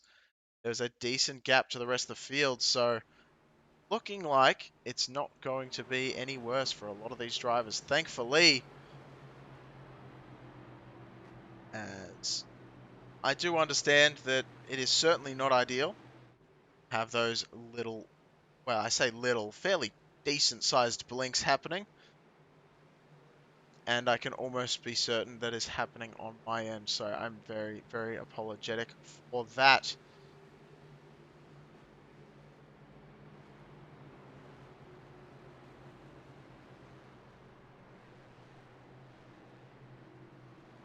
Drunkabus letting us know that maybe net coded by Wayne, and you could be right there, because looking at it, it did seem like he was out of the way and then just unfortunately got tagged, so not too certain though. Unfortunately, it'll be a tough one, but I'm sure there'll be an inquiry post-race. They will sort actual answers out for us, but for the moment, we have only a couple laps to go with a final shootout here at Talladega. Brian Glass, Dale Copeland starting off with 1-2. Brian Glass, who's been up there for quite a while, We're not going green. trying Not to get going something green. done. So we are going to go to a green-white checkered at this point. We are not going green as we suspected. So we are going to go around one more time and then make it going there for our green-white flag. It's called a green-white checkered, or is it overtime these days? I don't know, but I will say that this is the way it is going. We're going to have an extra shootout of laps. Dale Copeland going to be starting up front alongside Brian Glass. As I said, Dale Copeland seemingly out of nowhere with an EOL to start the race, coming all the way back through the grid. Brian Glass been trying to lead for a while now, been up front the entirety at this point. Mike Watts in the second lane with Victor Lane, the man, the myth, the legend, starting alongside him on that outside row. Robert Garisco and Dan Hill, who's no stranger to being up front at Talladega in this race so far, sitting in that third row.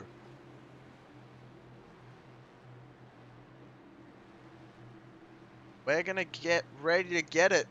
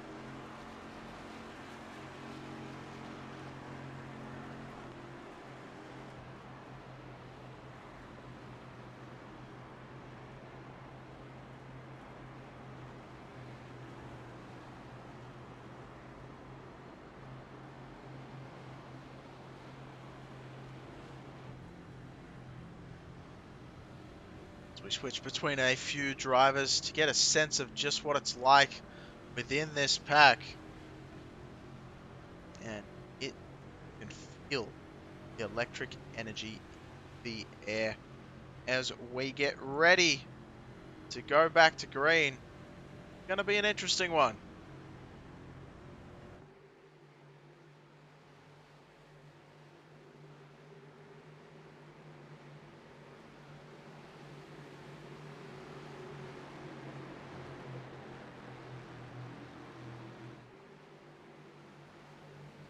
Pace car coming down pit road for potentially the final time.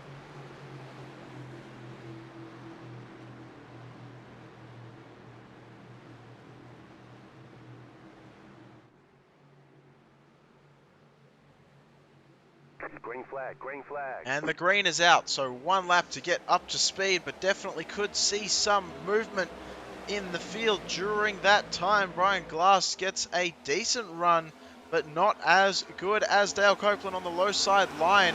Already filing up, looks like 3 wide is being wanted by some of these drivers. A little bit further back, the Skittles machine definitely sending it through there. As we are going to go back to 2 wide for a split second. I'm sure we'll see a 3 wide action once again, as it is winding very far down. Victor Lane in the 3rd place position on that high side, deciding to go to the low side now though.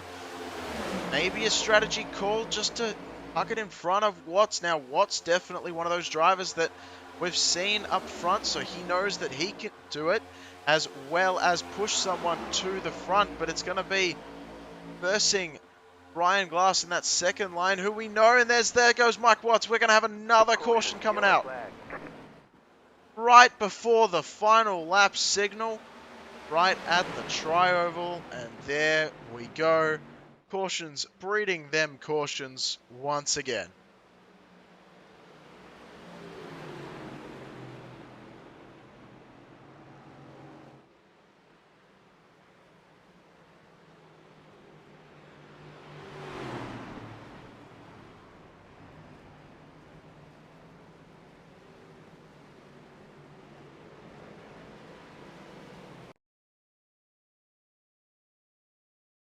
So Dan Hill got involved with Watts. Chug that one back just a little bit. So Liberty, as is going to be a new term now for some reason. And Dan Hill is going to be right on the back bumper. So Watts is pushing Victor at this point. Goes a little bit high. Certainly no room there. I don't believe Hill was trying to get the gap though. Hill got pushed as well by Nelson behind. And just an accordion effect. Hill gets pushed up into Carisco. And it is on from there.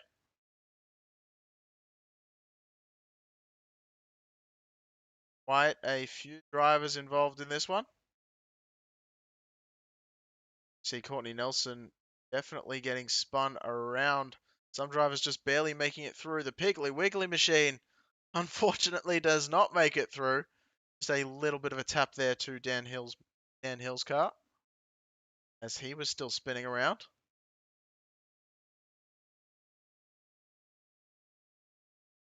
Sure, not an ideal situation. So Nick Zortner, who was having an absolutely amazing run down pit road. Jim Smith, Jonathan Thier, Hill, obviously, down pit road. And look who is taking over the lead. Mayo, the leaders did not take the white. That's the amazing thing. The white flag came out just as the caution. It was so close.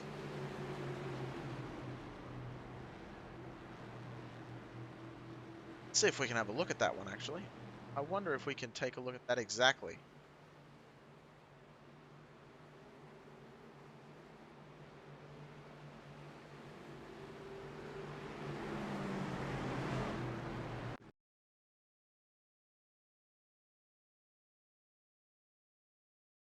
So here they come.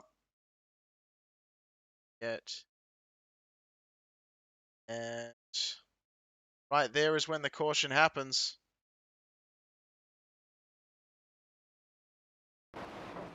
Sorry.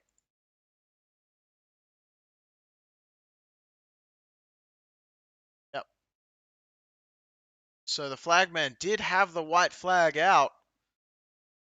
You could see it there, and then immediately changes to a yellow as he was prepared. Barney the flagman, not sure if you could make that out for just a split second there on the screen.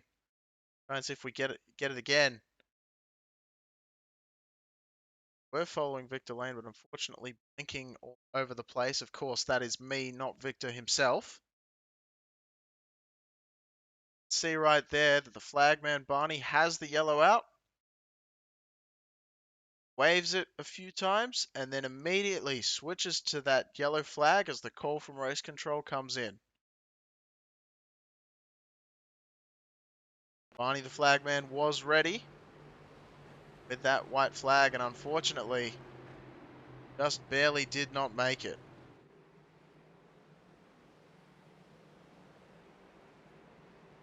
You're exactly right. The blinking is when the yellow is triggered. So it was just about to be white flag and called off right at the last moment.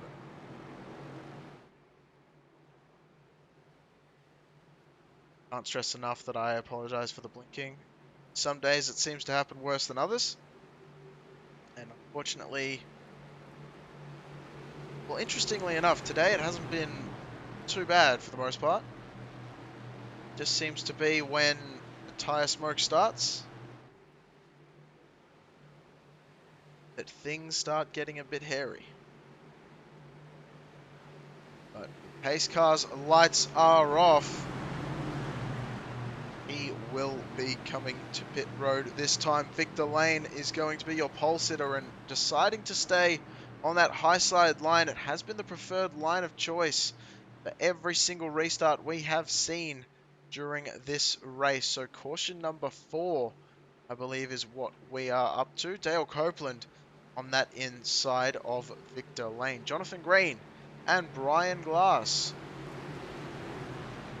in the 3rd and 4th positions, with Tom Ogle and Courtney Nelson sitting in our 3rd row.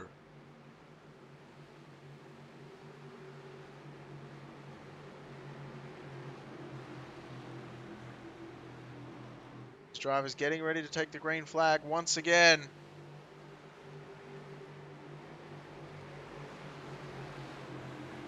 Pace car coming down pit road.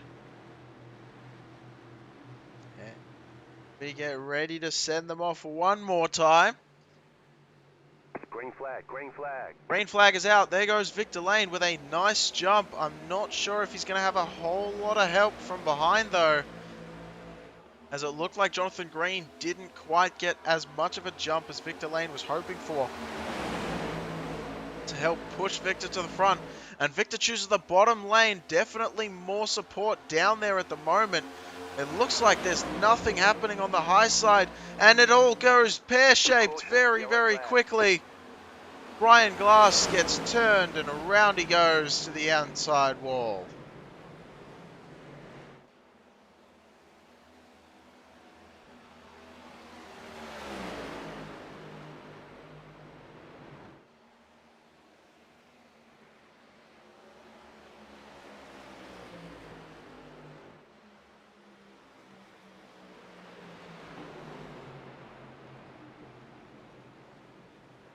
So we will have yet another restart to make our way in this one.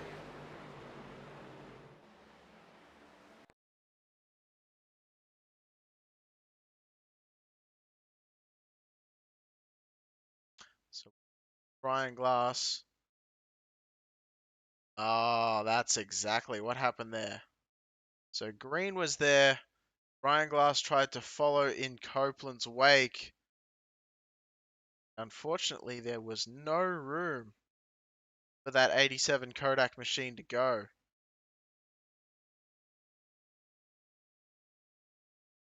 And it looks like just a bit of a solo incident there. No one else really getting involved. Thankfully, both Jonathan and Brian Glass came down pit road. See if we can get that one queued up once again.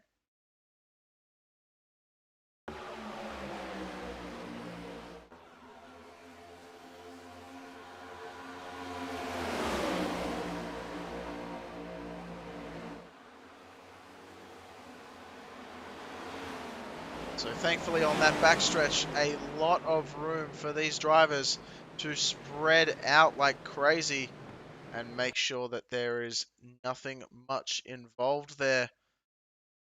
Yeah, just no room for Brian Glass. And I know exactly what I want to watch now, and that is definitely going to be a Mr. Tom Ogle. We're going to watch his gyroscopic camera in the cockpit.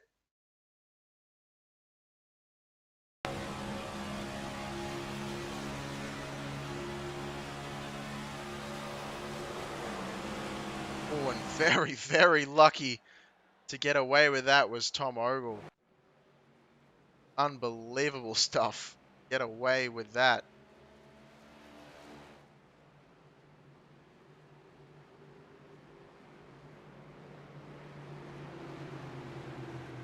Interestingly enough, showing that we have finishing flag out there, I don't believe, can't imagine that is the case, that we would finish under caution. I believe that our man in race control, potentially that is the case. No, we'll have to wait and see. We may have run out of green-white flags. It looks like, yeah, we certainly might have.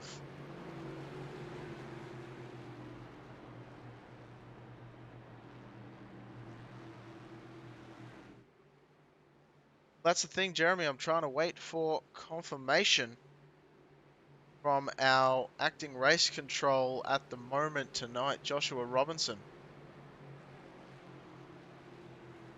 And it seems to be that that is the case, as everyone's coming down pit road except for the leaders to get their photos taken. So that's going to be the results, and we will finish under the pace car. Dale Copeland, P1, Victor Lane in second, and Courtney Nelson in third. At the time of caution. So that's going to be the end of the race. Someone having a little bit of a drive-by there.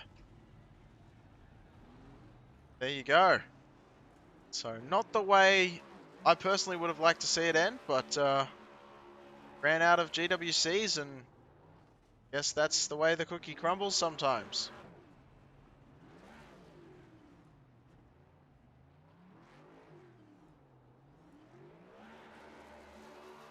So you're right, Victor Lane must have been passed just as the caution flag came out. We'll try and take a look at that one for you. Focusing, we did see that Dale Copeland went out to make that move. So as the caution came out, no caution yet. And as the caution came out, must have been around about then. Maybe a little bit earlier than that. But either way, you can see just barely Dale Copeland is ahead of Victor Lane. And that's how much by. That's about as unfortunate a loss, or fortunate a win, in Dale Copeland's case, as you can imagine.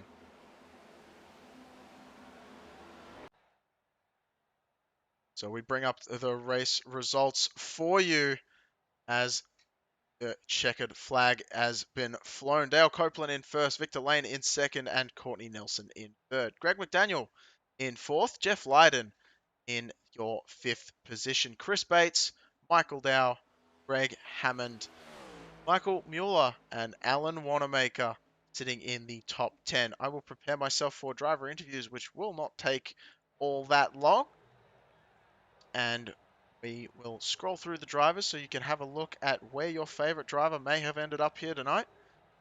And we will take a short break while we do that. So we will see you soon. Don't go anywhere. Driver interviews coming up next.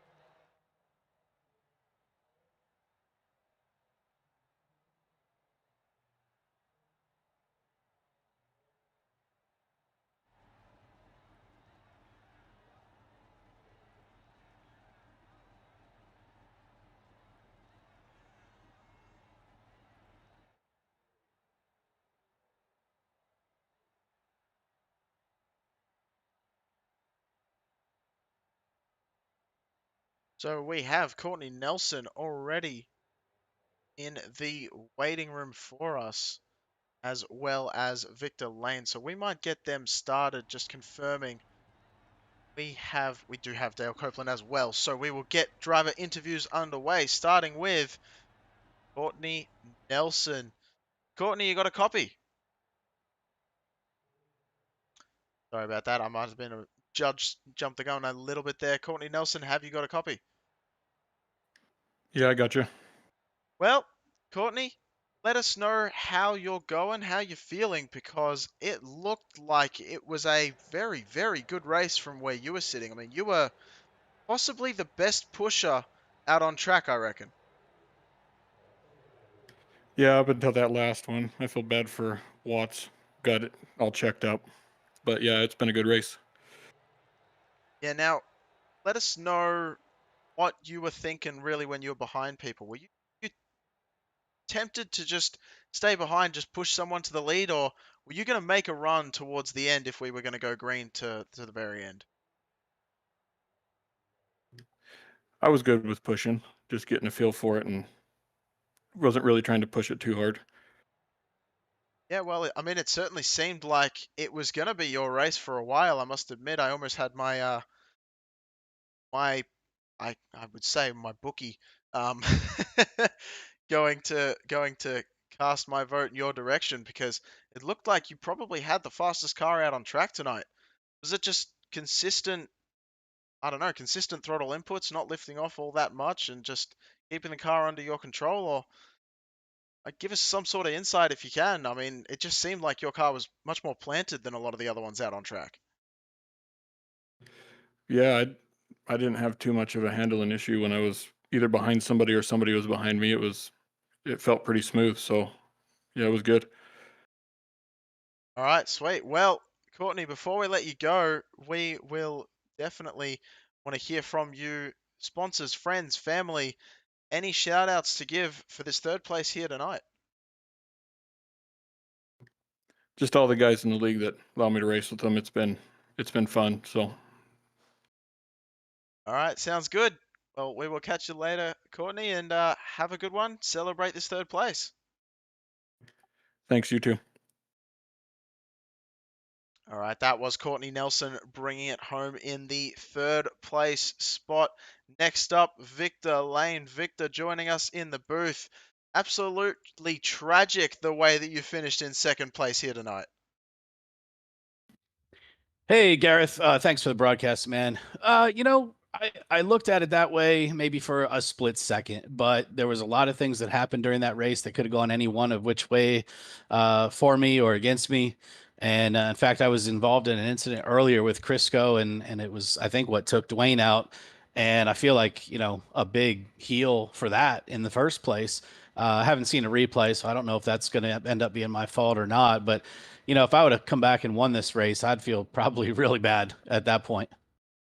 Well, that's the most humble of opinions that I can ever think of. But Victor, I gotta know. I'm sure the world, and I'm not gonna say that because I am Australian, and I'm sure there are some Americans watching you as well. So yes, we are gonna say the world is watching. We want to know what was going through your head in that final restart because it seemed like you just kept creeping your way through the field throughout the race, and then all of a sudden you found your way to the front, and it looked like it was going to be your race to win.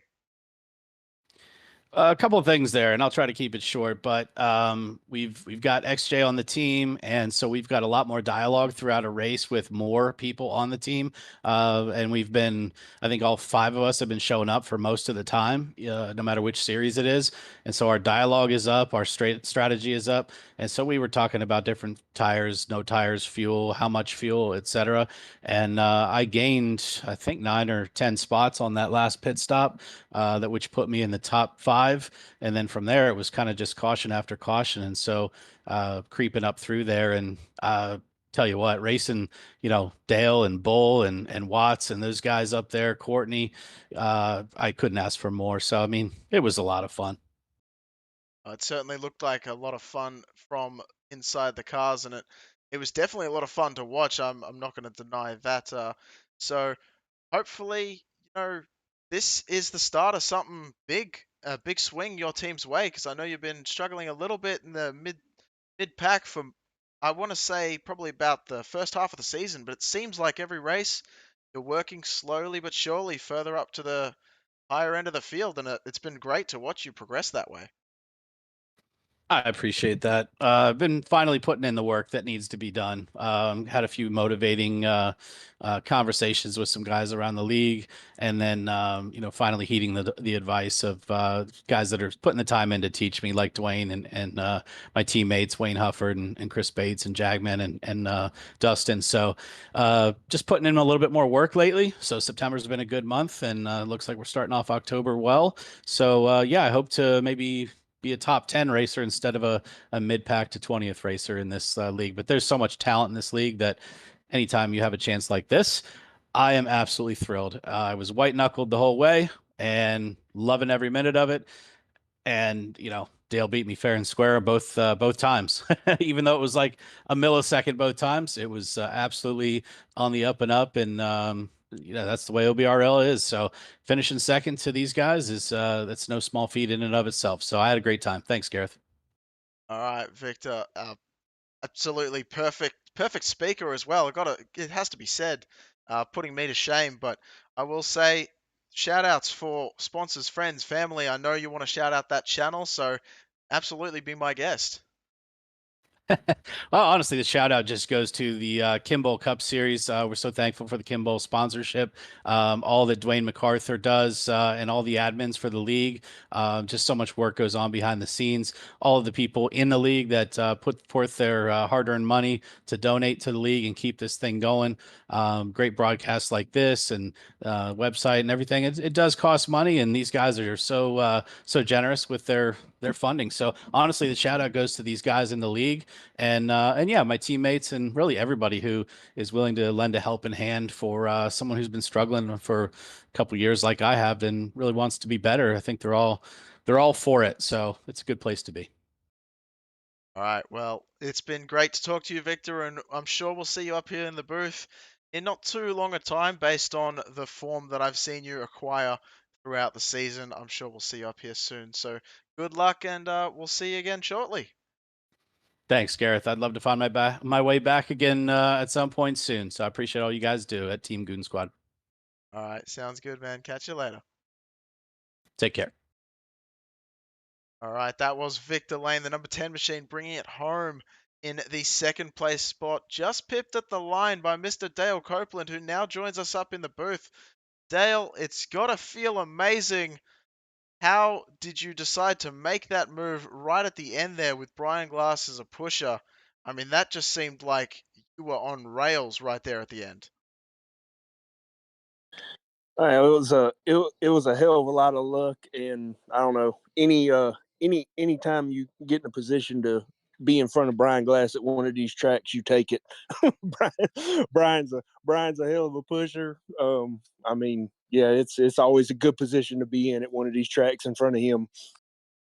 So Dale, it has to be said that Team Miata dominance seems to be going on and on and on. I mean, what's the secret to that, or is it just you're all really good racers? Because there's got to be some sort of secret sauce, right? Well, I'd like to say that most of them are really good racers. I'm about average at best. I tend to find myself in a lot more accidents and issues than most of the other ones. But I mean, it's just I don't know. We talk a lot of strategy. I take more than I give from the team, obviously by far. Josh and Tom and all those guys, they've got tons of experience. So it's really beneficial for somebody like me, to be able to lean on them as far as like pit strategy and fuel and all that stuff. I mean, they just all the data and everything they have with all the years they've been running, it's monumental. Yeah, well, it seemed to have paid off dividends in your favor tonight. I must admit, though, it looked like you were going to have a really good battle with Victor Lane. And were you as shocked as I was up here in the booth when all of a sudden the finish finish flag just showed up, the checkered flag out of nowhere? It seemed like I was expecting it to go to another green, white, checkered, and all of a sudden we ran out. Yeah, we had something similar play out. I don't know, like I think it was last week. I mean, we don't have them end under green white checker too often like that. But we had one in almost identical. And you never know, like especially if you're side by side when the yellow comes out, like unless it's obvious. Me and Victor had no clue who was in front of the other one when the yellow actually dropped until we got to the line and it told me to get in front of the 10. I mean, that was up until that point. I was like, I don't know who won. It was I thought it was him, to be honest with you. It definitely looked that way. It was very surprising to see your name up top when we came back from replay, I'm not going to lie. But at the same time, we were pretty excited to see that both of you were fighting for the lead. We get sick and tired of seeing the same names up the top. So it's been great to see you and, talk to Victor, talking to Courtney as well. It's been great to have some more diverse people up here. But I tell you what must be crazy. How did you figure out? Because you started, if I correct me if I'm wrong, but I had you listed as starting with an EOL, like all the way at the back of the field, and you make the way all the way back to the front. How did that feel? Yeah, I think I was the EOL of the EOLs. I was dead fucking last. And You that was can't say because that on of broadcast, Dale. bonehead shit. Oh yeah, well that was from bonehead stuff last week. But yeah, no, I mean I didn't have any strategy. I mean it was just survive and try to pick the right people to go with. Fuel wise, I was short almost the whole run. So I mean, the cautions really played out to my advantage. There was no way I was making it on one stop. It really just came to be. Whoever I ended up with was ended up being the right choice. I narrowly made it through two wrecks. One of them I got doored in from somebody getting sideways. I don't even know who it was. So I got a little bit of damage, but obviously not enough to hurt it. But it was just a whole lot of luck and being in the right place at the right time, to be honest. All right, well, Dale, I mean, like you said, right place, right time. It seemed to work out absolutely perfectly in that way for you tonight. Before we let you go, celebrate with the team. Any friends, family, supporters, sponsors, whatever else to shout out. The floor's yours, Dale. Oh, yeah, man. Like always, like to thank the league, best league on iRacing by far. Only place I ever plan to race. All the admins that keep it running and all the hard work they put in. All the sponsors, Kimbo, Victory Lane Sports, Admin Box, AO Logs, all those that are keeping the funding behind it all and making it all possible. And obviously my teammates, Team Miata, and all the effort they put in and all the knowledge they bring and share. Best league in iRacing as far as I'm concerned. That's the only one out there. All right, sounds good. And you know what? I almost agree with that because OBRL seems to pick up so many great people and so many great races. So we will see you later, Dale. Pop the champagne, enjoy yourself tonight, and we hope to see you next race by. What's our next race? Charlotte Motor Speedway for the Roval. See how you do in that one. You won't talk to me there. Well, you never know. We'll see, Dale. All right, I'll see you Well, have a later. good night. Yeah. Thanks for the broadcast, brother. No worries. We will see you later. Have a good one, Dale. You too. All right, that was Dale Copeland with a nice laugh and a smile towards the end of that one. You can't see the smile, but I guarantee he was wearing one, as am I at the moment. So Victor Lane, Dale Copeland, and Courtney Nelson all having interviews. They're all bringing a nice new ray of sunshine to the OBRL Kimball Cup Series. We will see you again in the future, I believe, next week. Our race is at the Charlotte Motor Speedway Roval, and it should be some interesting Roval action, and we'll see some great racing there. I have been your host and commentator, broadcaster for tonight, as well as working those ever so troublesome cameras. I apologize for my actions with that one. I have been Gareth McAllister, bringing you the action with Team Goon Squad on behalf of the Old Bastards Racing League Kimball Cup Series. Thank you very much for tuning in, and we will see you next week. Bye-bye.